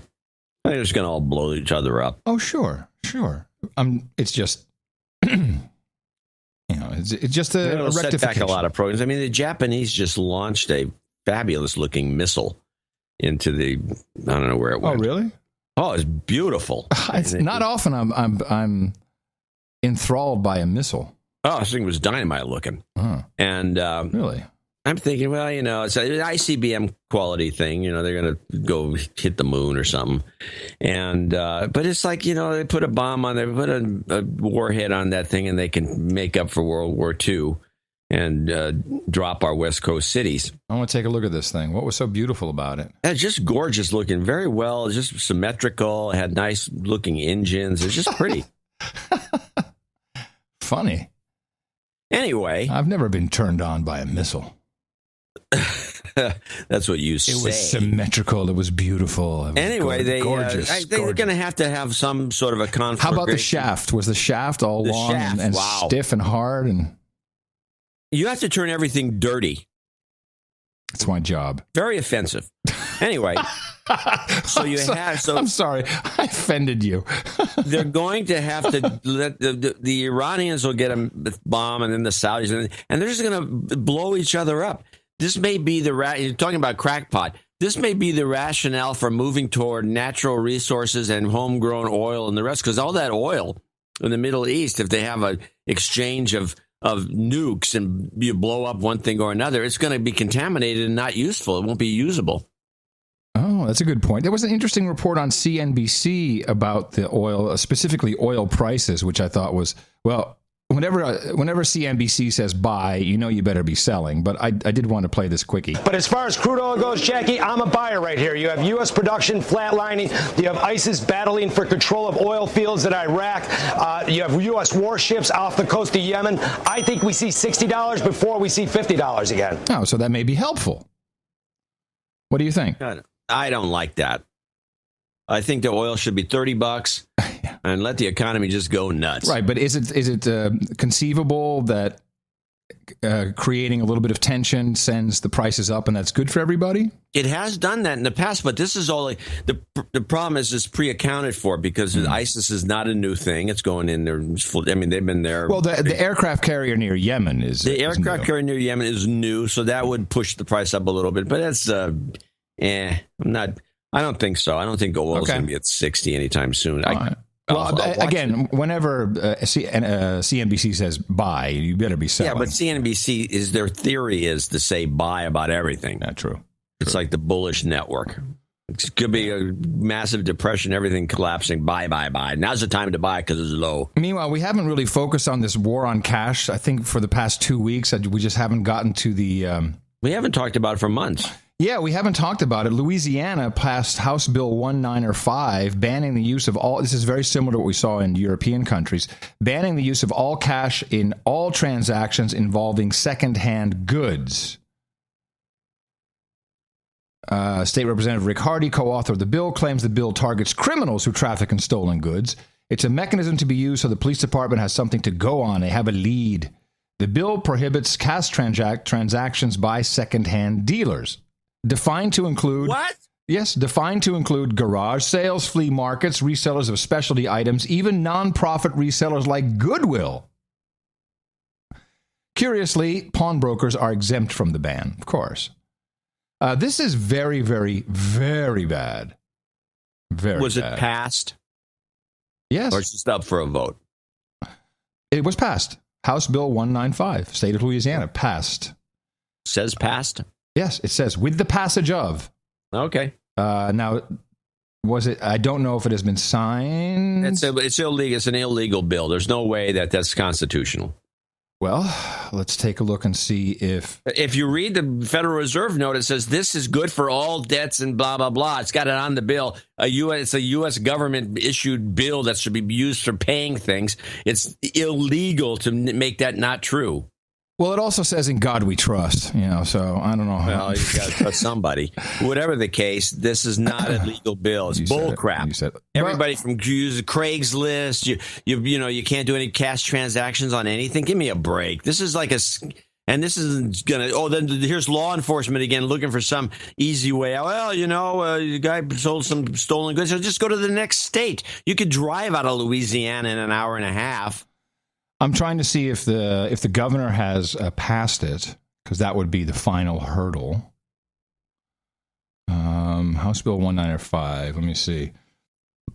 Well, they've been doing this all over the world, and we even received a communique from, who was this from? Was some bank douche? Let me see. I think it was Chase. Yeah, J.P. Morgan Chase. You are prohibited from storing cash in your bank safety deposit box. Well, they can do that. It's their business. They can. Thought I would be able to find out if it was passed or not. Hold on. 195 recreates. I think it looks like it might have been an amendment to something that they tacked on there, which means it probably will be signed into law. I think it got signed into law. I'm not 100% sure. Whatever the case, I said it. I heard it. Cut it. Whatever the case.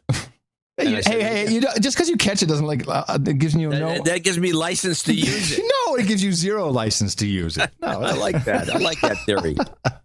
Anyway, this is illegal. It's an illegal. If anybody takes it to court, I mean, it's ridiculous. Why would you do that to the public? How can Why would you screw your own public in Louisiana? Because law enforcement now can look at it. The credit card could be stolen. Well, they just want to track your movements. And you're running a garage sale. You got to go to the bank and sign up for credit card payments, or you got to get one of, or maybe it's just done by those little Square guys. Yeah, Square. They might have lobbied for it. Who knows? Some people don't have credit cards. For every transaction, a secondhand dealer must obtain the seller's personal information, such as name, address, driver's license, license plate number of the vehicle in which the goods were delivered. What? Yeah. If the seller cannot or refuses to produce the secondhand dealer of any required forms of identification, the secondhand dealer is prohibited from completing the transaction. And this includes garage sales and flea markets and ham swap meets. Swap meets. I can just hear the hams going nuts. What the fuck? I got this. Get on the horn and stop this. Hams. You're a ham. Yeah, I'm not from Louisiana. I'm in the great state of Texas. They wouldn't allow this in Texas. Oh no, they would not. This would not be happening.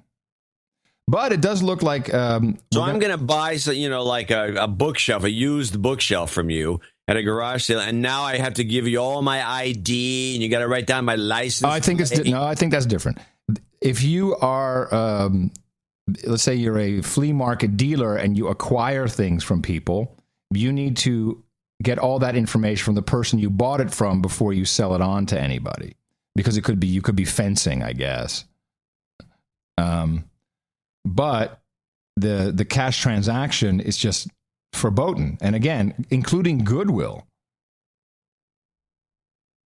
So if I go to Goodwill and give them a bunch of old clothes, they have to take all my details, just in case I'm fencing used clothes. Yes. Here's a couple old ties. Oh, you might be fencing those. They may be stolen from the prince. Yeah, give me a break. Yeah. Now, that's something people should get worked up about instead of these tunnels under Walmart. Oh, tunnels under Walmart. But the shelves are empty, people. The shelves are empty. We've got an exclusive. I should find that. I got to find this video because it was the funniest thing. Hold on. Just indulge for a moment while I find this. I think you'll get a kick out of it. It was one of those... Hello, people. Well, you won't believe what they're doing now. It's really crazy. We've got exclusive video. Walmart. Hold on, this is funny. Exclusive. I should have clipped that. I'm not. We could have had a good laugh about. Here it is. Exclusive footage inside closed Walmart in California. Here we go. This is Dabu 7 with a big update to this. Oh, of course, that's gonna. Why is that? Don't make that suck, please. Why is that now sucking? That lives 10 minutes away from this Pico Rivera location in California, and she has supplied us with some footage that I'm going to share with you guys and some photos showing what's going down here. Now, right out the gate. Now, whenever someone says "you guys" in a YouTube video, you can just fast forward. It's going to be shit. See, the windows are covered in a black plastic tarp. Black tarp. She pointed out. Oh, black plastic. Place completely dead. Let me fast forward to the going inside. Here we go. That it showed up wanting to get their prescriptions because that part, fortunately, was still open. Fortunately. For now. As you can see, she states there were cops at every entrance cops of the perimeter. Especially at the receiving bay. The perimeter, John. Perimeter. Now, they made their way up, and there was an area blocked off. Now, listen to this. This is great. A woman cop. What the fuck? Why is it doing this? It's something weird is going on with the. It's all right. We get it. This right here let them into the building, and this is what she saw: rows and stacks of empty shelves, all the way around, blocking the view. Blocking the view. I'll roll some footage and let you guys see this. Roll some footage. Be very afraid. Look at this. Is great. This is so crazy. Oh, we've got footage. We're going inside, and they held the iPhone, in portrait mode instead of landscape. Of course. Yeah. We're walking in. We're seeing nothing but empty. At this point where she makes her way in, and you can see that the shelving is completely blocking the view of the rest of the store. Now, she stated it was quiet. It's quiet. Besides the couple people at the pharmacy here. It was quiet in the empty store. It was quiet in the empty store with nothing on the shelves. As you can see, completely blocked off. Yeah, so what they did is they put some empty shelves. Yeah, they stacked it. Yeah, just a little area so you can get to your the pharmacy. Yeah, they kept the pharmacy open for good reason. There are police around the complete perimeter. The perimeter is surrounded by police, including the docking bay, receiving bay, and someone walks up to her and says, "Hey," and tells her to stop filming. Stop filming. Well, yeah, you're in Walmart, and this just goes on and on. The shelves are empty. The police are around the perimeter. Oh, my goodness. I hope I never sounded like that ever in my life, but I probably did at some point. That's fine. Well, okay, we got the... I don't know if we're going to listen to this. There's a couple of things. Actually, we didn't play this clip. This was the Loretta Lynch kind of, I think, Obama kind of blowing up. And this is the new Holder. The new Holder, who's a friend of Holder's wife, I think. They went to school together. They've on some charities together. Yeah, they know each other, which is kind of like... well, gee, I'm shocked there's... nepotism going on. Going on. Do we have a nepotism? We probably do. Yeah. But this, I just found this to be an amusing clip because Obama's just like, come on, you're off the rails as far as I'm concerned. Today's deal tweaks the abortion language in a way that both sides say they can accept. It also comes several days after President Obama blasted the delay of the Lynch nomination. There are times where the dysfunction in the Senate just goes too far. This is an example of it. My wife's friend, Folder's friend, should be brought in. It's gone too far. Oh, too far. Enough. Call Loretta Lynch for a vote. Get her confirmed. Put her in place. Let her do her job. This is embarrassing. No. You know what's embarrassing? Embarrassing is this little video by Samantha Power from 2008. When she was talking about her friend, Barack Obama, being the man for the job, and particularly when we talk to the Kardashians. I'm sorry, the Armenian community. I am Samantha Power, a professor at the Kennedy School of Government and one of Barack Obama's senior foreign policy advisors. And I just wanted to speak with you, the Armenian community, about the reasons I'm supporting Barack Obama. What I've seen in Obama over the years now, the last few years, is his unshakable conscientiousness about human rights on the issue of genocide prevention, whether with regard to understanding the costs of denial and the degree to which that fuels further cycles of violence, or a real-life genocide that's going on as we speak, which is that in Darfur, and the leadership he's taken on that issue. Moreover, though, what is amazing about Barack, and as I, a non-Washington person, so gravitate toward, is his willingness to challenge conventional wisdom and conventional Washington. As your community knows better than anybody, business as usual in Washington leads to certain bad habits that are destructive for human rights and for human dignity. His very forthright statement on the Armenian genocide, his support for the Senate resolution acknowledging the genocide all these years later, his willingness as president to commemorate it, and certainly to call a spade and to speak truth about it.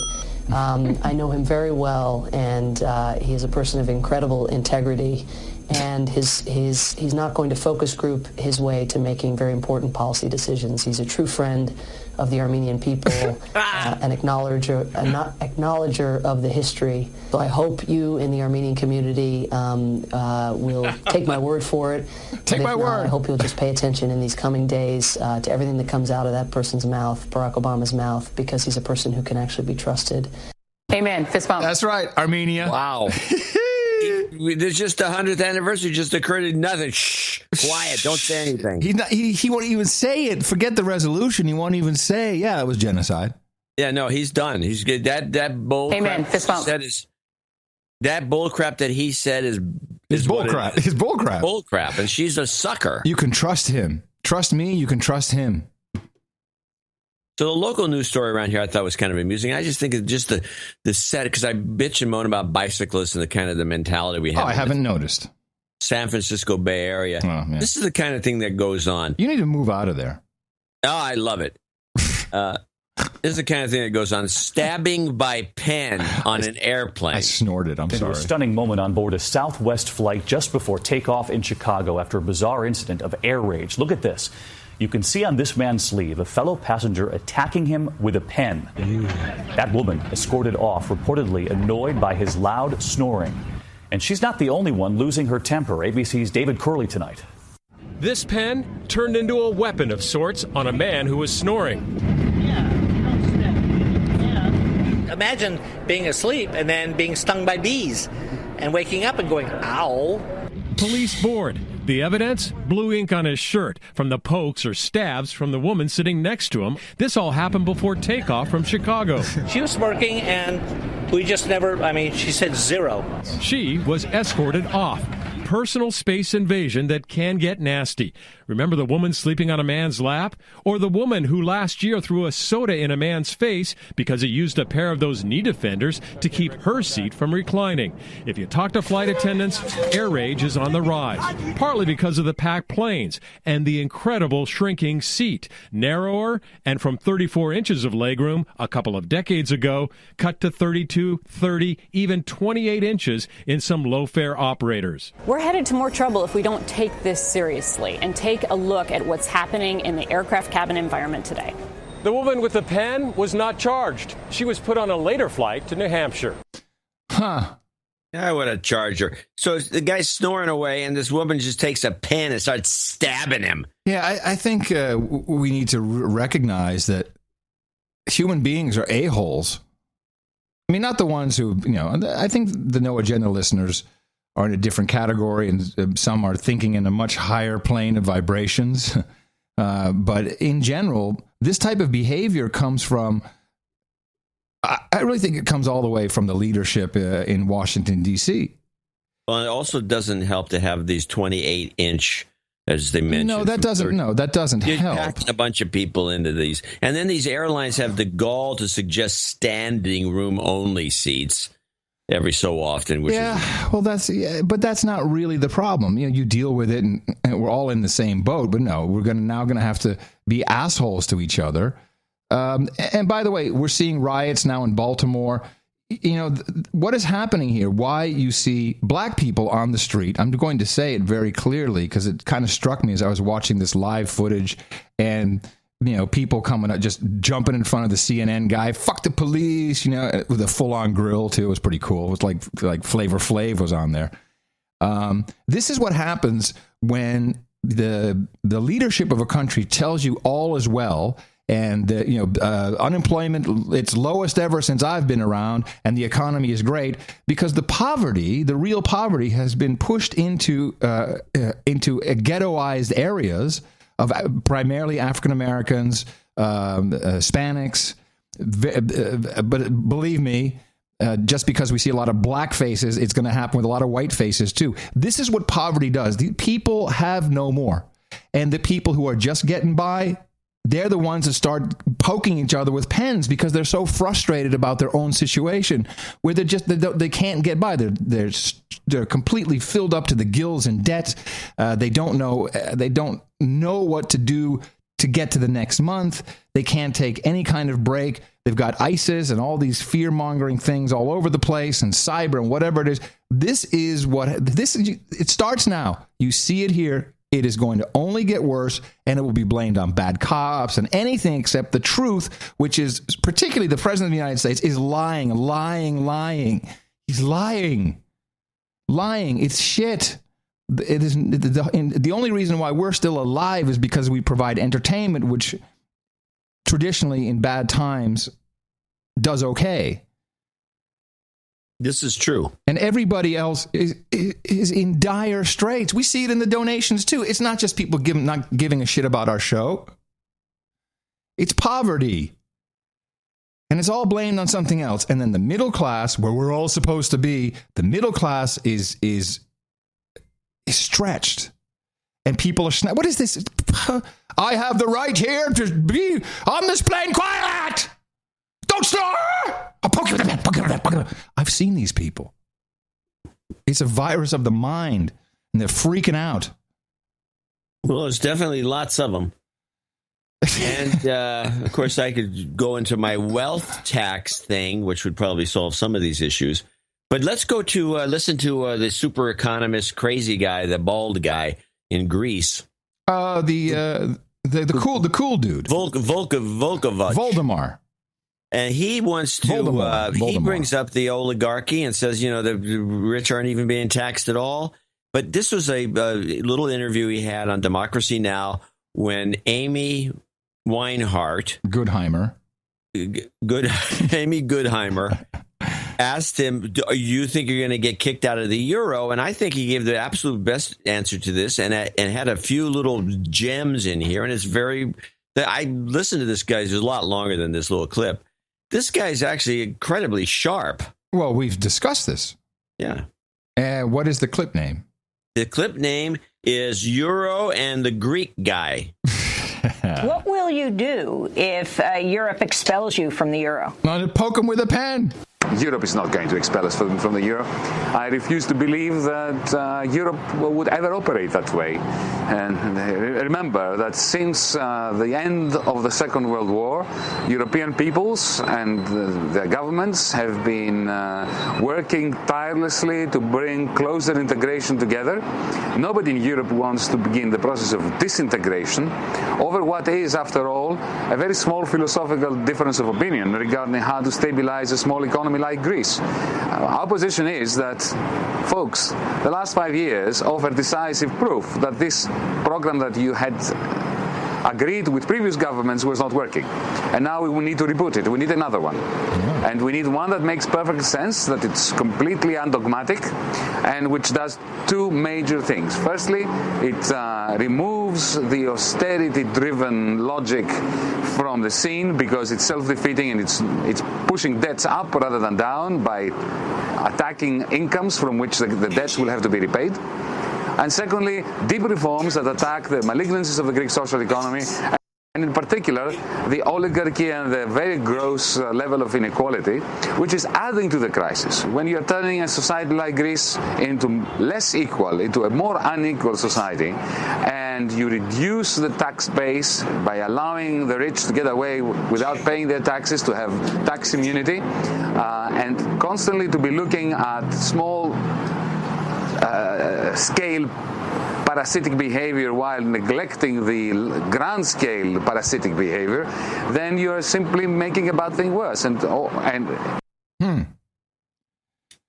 I spoke to a Greek kid, or a kid from Greek descendant yesterday. So Tuesday, I was being interviewed for a documentary, and he was a local guy, camera, a 4K camera, so he rents himself out. And afterwards, the documentary dude, who was actually, he's pretty famous, or he's getting famous. He has his documentary is out now called An Honest Liar, which is pretty good, about deceit in fortune tellers and all kinds of stuff like that. And I said, "Oh, what are you hearing from the old country?" He said, "Everybody, my entire family, everybody wants the drachma back." I said, "Are you kidding me? Do they actually think that's going to work?" And they really want it. I said, "Well, how about Syriza?" Well, they're not super happy, but they think they're the guys that will at least get something done. And the Greek, according to him, all want to get out of the euro, go back to the drachma, unaware apparently of. And he actually said, "Yeah, we'll have hyperinflation for a while, but then it'll calm down. We'll be better." I'm like, well, okay. Sticking in the neighborhood. What's the doc? You can't just drop this bomb. I'm part of a documentary and not tell us anything. Oh, I'm sorry. Yes. So the guy's name is Tyler. What is it? Durden. Yes. Former LDS, by the way. It was very interesting to talk about that for a little bit. He was raised Mormon. And he's in a couple other docs, but this one it's even playing now in Austin. So there was I got a request through my agent from LA, who has never gotten me a paying job ever, and I never hear from him. And it's been more than a year. Hey, it's Matthew. There's no money in him, and I think you should be. And then I go look at the guy, and I see the film is out. He's going to do an MTV documentary. However, it is not just about, hey man, what was it like to interview Bon Jovi, which I would not have done. But it was more about how it was actually a lot of MTV and technology. So I got to tell my funny story about how MTV said, "Oh, go ahead, Curry, you can use MTV.com. When the internet's nothing, we've got the AOL keyword," stuff like that. Right. And but how thinking during that era, by the way. But also parallels between cable television and internet, and of course we see the same things happening now with gatekeepers and what can and cannot be done. And yeah, it's a labor of love. I don't know. I hope he gets it all together. He's got Les Garland, so he's got a couple people already, and it might turn out to be something good. Yeah, it might be something different. Are you wearing your beard? A little bit of beard, yes. And I had my T-shirt. I thought I would do a T-shirt. I had a jacket on, but a T-shirt with a. It's a wiener dog with a unicorn horn, and it says "Believe." Did you bring a No Agenda T-shirt? No. No, I didn't. I don't have. Did you give him? Wait. Did you? Yes. Why? Yes. And that brings me to a little segment. A little segment I like to call "Thank You for Christmas in April." The Facebook group, No Agenda Facebook group, apparently they. So I mentioned my PO box in Austin, 41958. And I should go and empty that thing out, see what's going on. You know, when you open the P.O. box and it's crammed and there are 5 keys in there because that means that there's 5 other articles that were too big to cram into the box. You know, this is going to be a good day. I could not carry this stack of packages out of the post office in one go. I had to go back 2 times. So I want to thank Trevor Howard, who sent me a fantastic package. This is obviously the No Agenda CD package. And along with that now comes business cards. So there's a whole Vistaprint box of business cards. On one side, it says just No Agenda. On the other side, it just has the QR code for noagendashow.com. And it has the new CDs, which I think the labeling is just beautiful. So I want to thank Trevor for that. Then I want to thank... Trevor? What about Ramsey? Well, Trevor Howard sent them. Oh, okay. But they're Ramsey product. Citizen X... Now, Citizen X, this is how it was tipped off to me. He said, hey, you know, we were talking about sending you stuff, and she sent me glow sticks. She's got a big crush on you, you know. Yeah, and she sent me... I think you have one of those. You played that earlier, and as soon as you did, I said, I forgot where mine even is. Yeah. Then, let me see. I got... Is it a metal one or is it a plastic one? Plastic. Benjamin Ritgers, I believe, challenge coin that I received that we talked about along with his donation notes. So I got that one. Thank you very much. Then I have, this is from Baroness Tanya. What did she send again? She sent me a book, Please Kill Me, which is a book about punk rock. Love that. And Sir Birch up there sent me a brand new Philips Sonicare Diamond Clean. He says, just in case Mickey took the other one, please use it in the morning and in the evening. Thank you. Did Mickey take the other one? No. But the other, this is a new version. So. You can do your teeth in half the time. Bada bing. And then finally, this is from...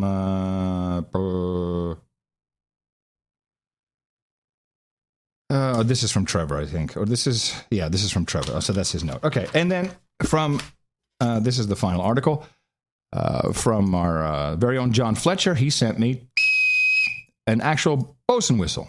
Yeah, I've got one. Now, I thought you could go up and down in tone, but I haven't figured out how to do it. There's some way of doing it with you use one of your fingers. Oh. So you got different tones there. No. Yeah, and it sounds so professional. I'm going to show my support by donating to No Agenda. Imagine all the people who could do that. Oh, yeah, that'd be fab. Yeah, on No Agenda. In the morning. Oh, brother. Let's thank a few people who have helped us here with the show 715 Anonymous in Montevideo, Uruguay. Wow. $111.11. I would love to visit Uruguay. Are you going my way or Uruguay? What? Never mind. Paraguay or Uruguay? Either one. I think both of them. They're, Paraguay is where all the black market stuff takes place for the Brazilians. Chris Bonk in Thornhill, Ontario, Canada, 10430. We have a birthday call out there. Also for Tim Connor, Edmonton, Alberta. Another birthday thing is for him.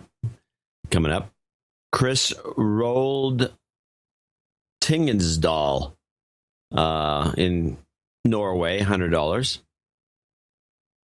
Anonymous again, and he's back in Sapulpa, Oklahoma, $100. Sir Walter Raps in Kirkrade, Limburg, Holland. So it'd be Sir Wilbert Raps in Kerkrade, Limburg, which is the cheese.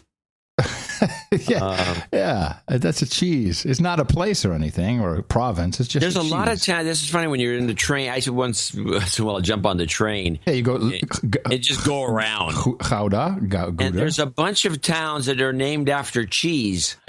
Yeah, exactly. Leerdammer, Emmentaler. Charles Kohler in Bothell, Washington. The nice Dutch town of Cheddar. There is no cheddar. I don't even think they eat it. He just sent a note in a handwritten note. He said, we're getting a lot of these. I get a lot of this mail. Yeah. 5 in Spanish is cinco, not chisanco. You drive me crazy every Cinco de Mayo when all I hear from you is Cinco de Mayo. I say Cinco de Mayo. No, he's talking to me. Oh. I say Sanko. Oh, well, then you should listen to the Screaming Man. I'm a douche. No, you're not. Saying Cinco. No, you're no douche. Sanko. We have Sean Coffey in Annandale, New South Wales, $80.80. Ronald Montesano in New York, New Paltz, New York. Carolina Garcia, 74.73 in Elmwood Park with a douchebag check. Oh, douchebag check. Douchebag check. And we got a birthday call out for her. Aaron Murphy in Rio Rancho, New Mexico, 72.73. Daniel Ehrlich in Boalsburg, Pennsylvania, 71.40. Eric Hunsaker in Farmington, Utah. Huh? Utah. 69.69. Richard Chow in Fullerton, California, 69.69. Sean DeSantis in Fort Pierce, Florida, 69. Stuart Morrison in Doncaster, Victoria, Australia, 69. Sir D.H. Slammer. We got some action with the Slammers, apparently. 66.60 is a birthday coming up. Kevin Dills, Charlotte, North Carolina, 64.32. Sandalin Media Oib, which I mean it's company, I think. In Helsingfors, Finland. Allgemeine something or other, yeah. Yeah. Finland. Yeah. Valet Pill. What? Vale Pill. Vale Pili, I think. Yeah. In Boulder, Colorado, $59.99. Matthias Denelt in Vienna. Oh, 55.55. Benjamin Roger Ritgers in Ames, Iowa, 51.10. Double nickels on the dime for Les Smith in Tiburon, California. Also, Stephen Schnabel in someplace in the UK. 55 double nickels on the dime for him. Aknasheen. I've never heard of Aknasheen. I never heard of it either. Paul West in Simi Valley, California, double nickels on the dime. John Artman in China, in Beijing, 54.15. Nice. Hey, welcome. Tried it last Seshan Wu. Hit it. Yeah, Seshan Wu. Bill Johnson in Grovetown, Georgia, 51.33. Roger Esty in Palm Harbor, Florida, $51. And now these final folks and producers are all $50 donors, including Brandon Stewart in Dallas, Texas. Matthew again, or the different one. No, same Mathieu. guy. Mathieu in Gatineau, Quebec. Same guy. Mm-hmm. Macy Stolowski. Yeah. Almost every show. Almost every single show. Yeah, lots of shows. Calgary, Alberta, because it's Calgary. Hey. Sandy Geisler in Watkinsville, Georgia. Brandon Merrick, or Menk, in Tempe, Arizona. Andrew Martin in Turella, New South Wales. A lot of Aussies and New Zealanders today. Jason Daniels in Dallas, Texas. Mark DeWitt in Saudi Daisy, Tennessee. Cool. Really? Yeah. I live in Saudi Daisy. Yeah. Simon Lingshed in Denmark. It's probably got better pronunciation. Jaap Butterdijk. Bouten, there's an N in there. In Edinburgh. Edinburgh.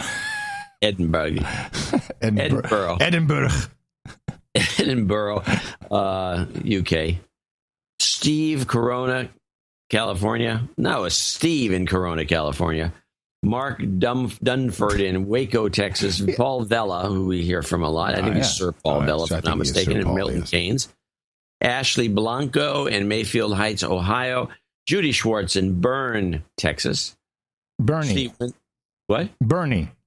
Is it pronounced Bernie? Bernie, yes. Yeah, local pronunciation. I never guessed that. Steve Winslow in Bristol, Avon, UK. And finally, Ignacio Garcia Perez in Spain, outside of Madrid, if I'm not mistaken. And finally, our good old buddy over here in Oakland, California, Benjamin Smith. Folks that donated to show 715, want to thank each and every one of them and remind you we do have 716 coming up and would appreciate all the support we can get. Yes, and we have a couple of birthdays on the way, and we also have a couple of knightings and one posthumous daming, and I'd like to share the note. Because we met all of these folks on the 2008 Hot Pockets tour in Chick-Shinny with the Greers. In the morning, back in the Hot Pockets 2008 tour in Chick-Shinny, you met Crash Helmet Kathy. You remember she had the kooky ass crash helmet on that she had no agenda on it, written on it in magic marker. You might remember. Yeah, I do. I remember the photo. Yeah. Okay.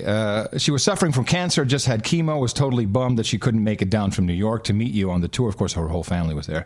Since she's the most loyal NA fan right from the beginning of the show, for the past few years, my mom, Vicky, has been sending you, our family's No Agenda Christmas card and periodic updates about Kathy. Her condition went from okay to bad and back again over the last few years. However, things deteriorated pretty badly for her last fall, and, well, her fuck cancer karma finally ran out on January 31st. No Agenda has been a really great bonding point for us. It has provided us with many of the discussion points through which Kathy and I got to know each other. Uncle Rick and Kathy have been visiting my family for Christmas for years. I always look forward to seeing them, sharing NA gag gifts and having a good old-fashioned crackpot NA discussion. We were all close before, but the inside baseball of the show gave us a special camaraderie that made spending time with them truly meaningful. The show was a big part of how we interacted with each other. I can't remember the last time I called them and it didn't say, "In the morning, douchebags." In fact, my last conversation with Kathy during her last few days in hospice started out with, "In the morning, slave." We exchanged a few memes from the show. Even then, knowing how things were going to end, it was really moving to pass some No Agenda jokes back and forth one last time. FEMA Region 3 is going to be a lot of fun. This Sunday, April 26th, in lieu of a glum funeral, there's going to be a celebration of Kathy's life with family and friends.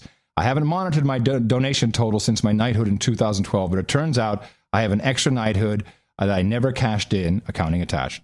Rather than getting the baronet title, I would like to posthumously donate the knighthood to Kathy. If you could knight Dame Kathy posthumously on Sunday's show, that would be the most meaningful thing I could think of to commemorate her. It also means a lot to Uncle Rick, who was a tireless and loving caregiver for Kathy. I want to thank you all for the work you've done for the show. It may seem thankless at times, but has really brought us together and been a uniting factor for me, my family, Uncle Rick, and Kathy. She may be gone, but she hit a lot of people in the mouth on her way out, and I can't adequately put into words my appreciation for the show and the impact it has had on our lives. Thank you so much. Amen. Fist bump. Sir Scott, protector of the dykes on bikes. So yes, a million times yes. And we will certainly miss the humor of now to be Dame Kathy. But you guys can obviously keep that going. Amen. Fist bump. Dvorak.org/NA.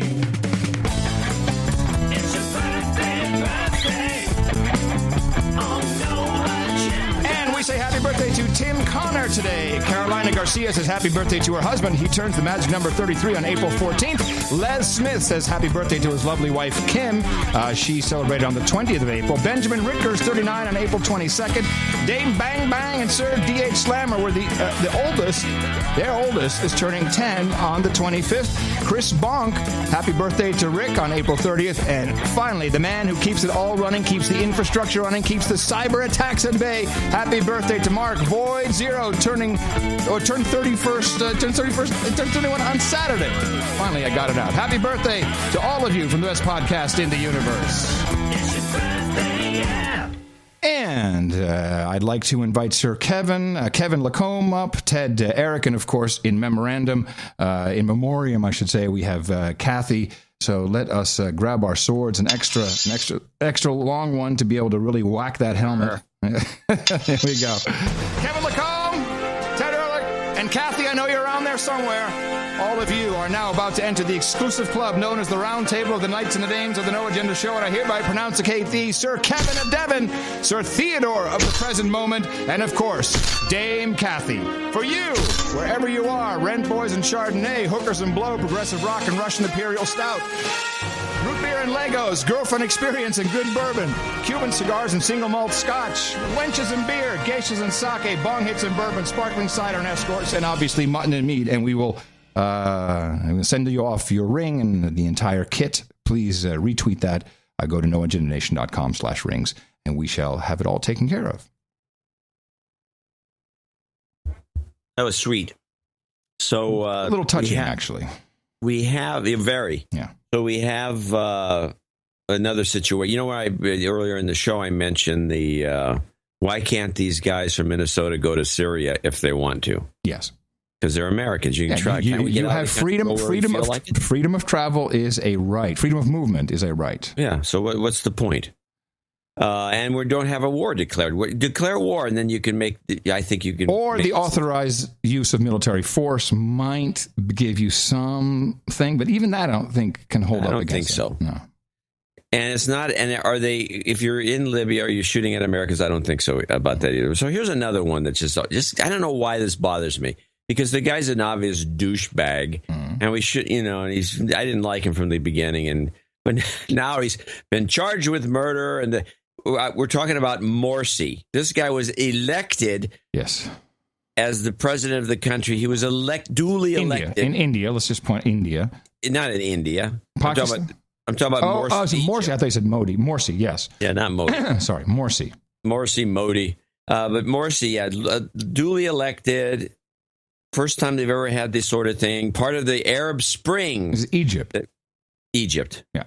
Part of the Arab Spring. We had Egypt, we had Libya. All these great things were going on with our tech experts and the Twitter accounts, and we rubbleized these places. But I just thought that there was some irony to keep. You visually have to see this Morsi guy looking like, what the fuck? What did I do? The only democratically elected leader of modern-day Egypt is headed to prison for 20 years. On Tuesday, a criminal court in Cairo sentenced the ousted Islamist president, Mohamed Morsi, to 2 decades behind bars in connection with the murder of protesters back in 2012. It is the judicial climax in a dramatic downfall for Morsi and Egypt's once powerful Muslim Brotherhood.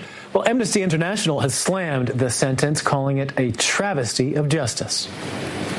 A 20-year prison sentence for a freely elected president in a cage. The court convicted Mohamed Morsi of charges connected to the deaths of protesters, but he was acquitted of murder to the disappointment of many. Yeah. This is New World Order, man. If you don't play along, you're out. Yeah, you got to play the game. I mean, if you're going to go with the deaths of protesters, Obama would be in jail. Yeah. Well, he does take full responsibility. Maybe that helps. I got a little meme. I'm finding this. It's just, I don't know. I mean, what am I expecting? Like someone would say, what do you expect? No, you can't expect that. I mean, you're just fooling yourselves if you think that this is not a giant charade. This guy, but I just think it's funny.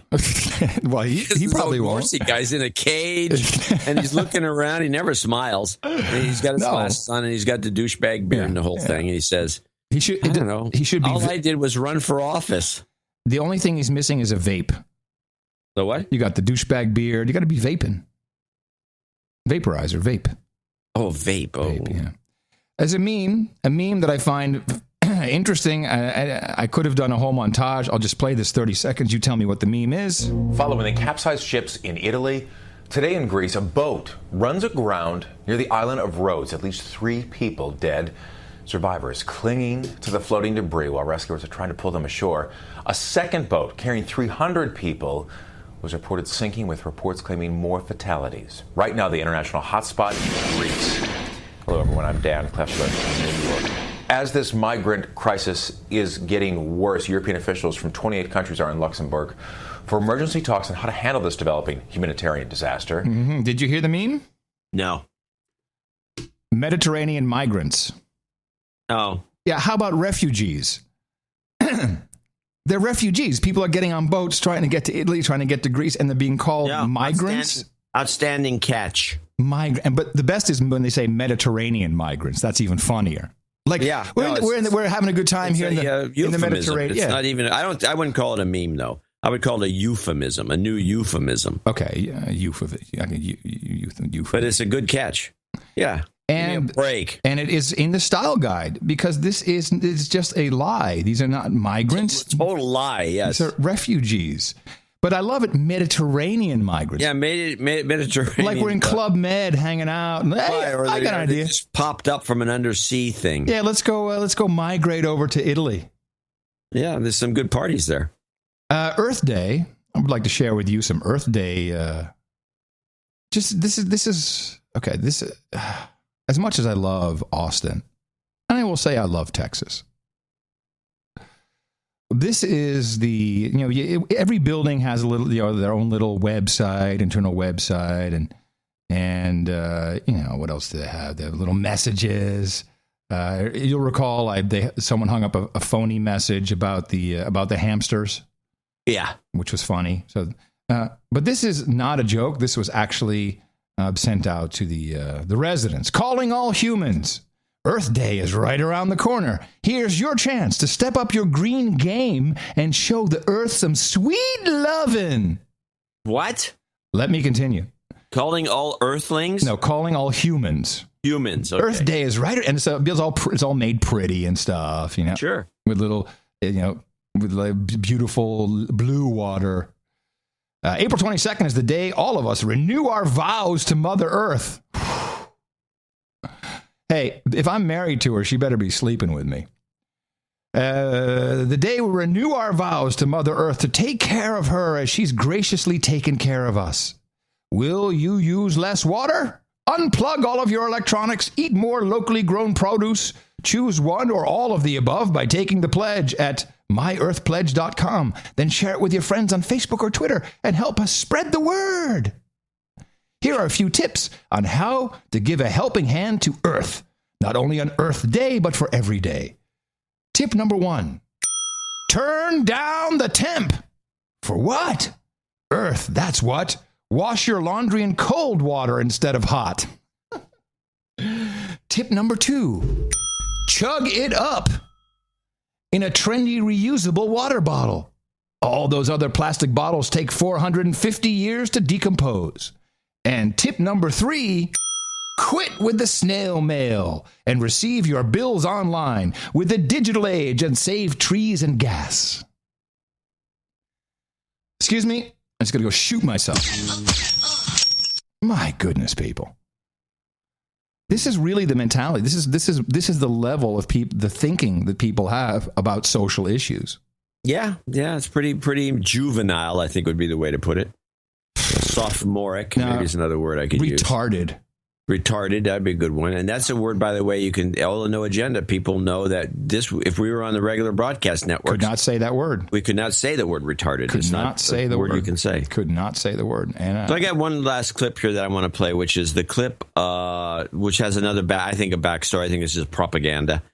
FBI labs screwed up hair analysis. Yes, I have this as well. Let's listen to what you have here. Tonight, the FBI is notifying hundreds of convicts nationwide that flawed analysis of hair samples at the FBI lab may have resulted in their convictions. Some of the defendants won't get the notice. They've already been executed. Woo! What a punchline. I have a longer report, and I think I know what this is about because it irritated me when I heard a little more background. The Washington Post is now reporting that the FBI admits some of its experts gave flawed testimony in trials that spanned more than 20 years, and they were part of an elite forensic unit and reportedly overstated hair matches in almost all criminal cases in which they presented testimony before the year 2000. And so we're talking quite simply, these examiners, these elite core of examiners. Dum CSI. At the FBI. Have admitted to not telling the whole truth, skewing their testimony in favor of, in large part, the prosecution. So they lied. I mean, that's a fancy way of saying they lied, went into trial knowing that they were fabricating information, and it may have, in large part, led to the convictions, or at least played a role in the convictions. Absolutely. So this was not some admission or this epiphany that some of these examiners had. This discovery is being made by way of, in large part, the Innocence Project. Which is just amazing. But the Justice Department helped, involve their perspective, right? So what they did is they were recruited to look into this. So the Justice Department and the FBI now are working closely with the Innocence Project as well as the National Association of Defense Lawyers. And so they, along with the Innocence Project, have said, look, we have got to figure this out. These admissions, is there a reason? I mean, why? Why? I don't know why. And that's going to be very interesting, and we haven't seen why. The Justice Department and the FBI have been very wise to say, look, this is a problem, and we need your help in trying to get this resolved. But this, I don't understand it, because you had 28 investigators in this elite unit. 26 of them have done things that were not correct in these trials. Okay, I think I know what's going on here, and it was interesting to have them just sit there and go, what? I don't understand why. What is going on? This is very strange. Of course, the first thing I looked at is a new CSI debut. Could it be something like that? No. Of course, I went to the Innocence Project. And the Innocence Project, which I think is legit, looking at their Form 990, about $5 million in Kitty. So yeah, I think it's a legit org. President Obama promised he was going to do the mother of all clemency. Thousands of people shall receive clemency. And I believe that the FBI thought to themselves, why don't we get all the dirty laundry out now and cover it up with the president giving clemency to it's only 300 people that they're talking about that are still left. And the president can go, with my magic wand, I give you all clemency. I wonder about that. Because it is still a slap in the face of the FBI. I have a couple of thoughts on this myself. One, I think this is part of a liberal scheme to berate and screw up any states that have the death penalty, because this proves that this is horrible to do that because you killed a bunch of innocents. That was good one. The timing for that is perfect with the Boston trial. Boston trial. Sarnoff. Right. So there's a lot of that. There's that element. Mm-hmm. And there's also, I think there's probably another dimension to this, and besides the entertainment aspects. And if I could think of what it was, which I didn't write down, I'm going to have to give me some backup here. Well, okay. I believe the FBI. Oh yes. Oh no. This is the reason. Because it's not a direct thing. I have a question. This is thematic of the show today. Sorry, I forgot that right on the spot. I out of this, how come somebody who they claim lied and it resulted in a dead man they don't get nailed for murder, perjury, or manslaughter? If you accidentally run somebody over on the street, you may be well intended, not trying to run the person over, you're trying to avoid them, you kill somebody else. Sure. You get thrown in the slammer. People get thrown in the slammer for a lot less than what these guys did. How come there's never prosecution of this sort of malfeasance? They had to remember the Ted Stevens when he was railroaded by the Justice Department. They did, and then it came out with a judge said, "This is bad. You can't do this. This is what you're doing is illegal. It's not even right." How come nobody ever pays the price for that? Well, that's just like they arrested some coder. Seriously, a software developer is now going to jail for the flash crash of 2010 because that poor schlub. Because he created a little program with existing code and he made some money, and the banks who are doing this all the time, at a millionth of a second, a thousandth of a second. Now no one's going to jail. This brings me to another point, which is related. Hold on 1 second. Let's remember, James Comey is cleaning up the FBI. I still think he wants to clean everything up because we can't have people catching on to the fact that the DNA stuff, it's just not necessarily really all good, and that people will lie. It doesn't work, and they lie. So this has to be, I think we'll see a clemency. I agree with what you're saying about the death penalty, but I think that... well, there's also the element that's going on in Baltimore. They're talking a big story. This brings this to mind. This is my last complaint. It's all part of the same similar anti-government complaint. Yes. So in Baltimore, they had another one of these cop shootings, which is part of the, I think, a body cam. Was it a shooting, or did he just fall out of the truck and broke his back? I don't know. No, they grabbed the guy and his back was severed somewhere. He wasn't a shot, right? He was beat up and crippled. Whatever the case. And I said it, whatever the case again. You're tired now. We need to end the show. I'm getting tired. They're revealing, the Baltimore Sun revealed that they've already paid out in the last number of years $5 million to like 100 different people that were beat up by the cops or injured. At this point, your ticket out of poverty is to say, okay, which kid shall I have killed? Yeah, right. You can get yourself a few $100,000. Yeah. Who pays this? Who pays this $5 million? Now, most cities are insured, but the insurance policies go way up on cities like Baltimore. That means the taxpayers are paying for the crappy job that the cops are doing by beating people up, or that the city government's doing and not fixing a sewer or whatever it is. Something caves in. Nobody ever gets called out on this. The mayor never goes to jail. The cop who beat the guy up never goes to jail. He gets fired or he goes on administrative leave. There's never any prosecution of any of these people, yet the taxpayers are putting up with just dropping millions and millions of dollars over this incompetency. It's just galling. No wonder we're all broke. John C. Dvorak's pet peeve of the day. Took me a while to get there, but I managed it. You made it. I will just leave you with one last thing that I hope will gall you as much as the gall. Monsanto. In fact, I put it under the Monsanto category, but it actually doesn't really belong there according to the information on this product, which I'd not heard of. This is a new product, John, new product, and there's a little theme song that goes with the product. Woo! Hello, everybody. Sing it, everybody. Tomato. That's right, the Tomtato, John. It is a plant that has been modified so tomatoes grow on the vine and tomatoes underneath. It's hard to believe that it's not genetically modified, it's just grafting, but it's the truth. We've got the Tomtato. I wish I had more to say so I could hit the final jingle. Tomtato? Yes. The Tomtato. Here it comes. Let's say it together now.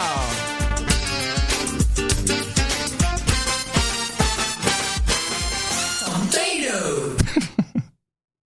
It's just Tomtato, not Tomtato. I'd said Tomtato. So it's a Tomtato from Monsanto. Yeah. What does it taste like? It's not from Monsanto. It's not from Monsanto. Oh, okay, well, that would make sense. But I mean, they say it's just grafted and it's magic. And then the plant grows tomatoes on the vine and potatoes underneath. This is bullcrap. This is not true. Well, it looks tasty to me. And they got a jingle, so how could it be wrong? Isn't Monsanto, isn't Hillary's campaign manager a Monsanto guy? Yeah. Yeah, she's a Monsanto product, actually. So she's a hybrid. Blah. Yeah. All right, everybody. Thank you very much for participating in our little program as we broadcast it twice a week, Sundays and Thursdays, available as a podcast, and you can catch that anywhere you like. Tomtato. Also, if you go to the show notes, sign up for the newsletter. You can always get the show via BitTorrent Sync, a preferred way to do it. Make sure you click on the Enable DHT search. And continue to support the work here at the best podcast in the universe by spreading the words, spreading the CDs, hitting people in the mouth, and by supporting us at Dvorak.org/NA. Here in FEMA Region 6, where we're about to legalize open carry. In the morning, everybody, I'm Adam Curry. And from northern Silicon Valley, where I'm still contemplating the Tomtato, I'm John C. Dvorak. We'll be back on Sunday with more of the best podcast in the universe right here on No Agenda.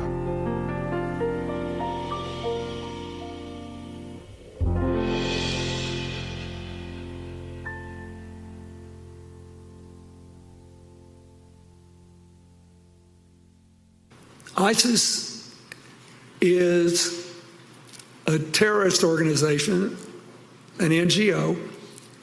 Jobs, jobs, jobs, jobs. Yeah. The best podcast in the universe. Dvorak.org/NA. Amen. Fist bump.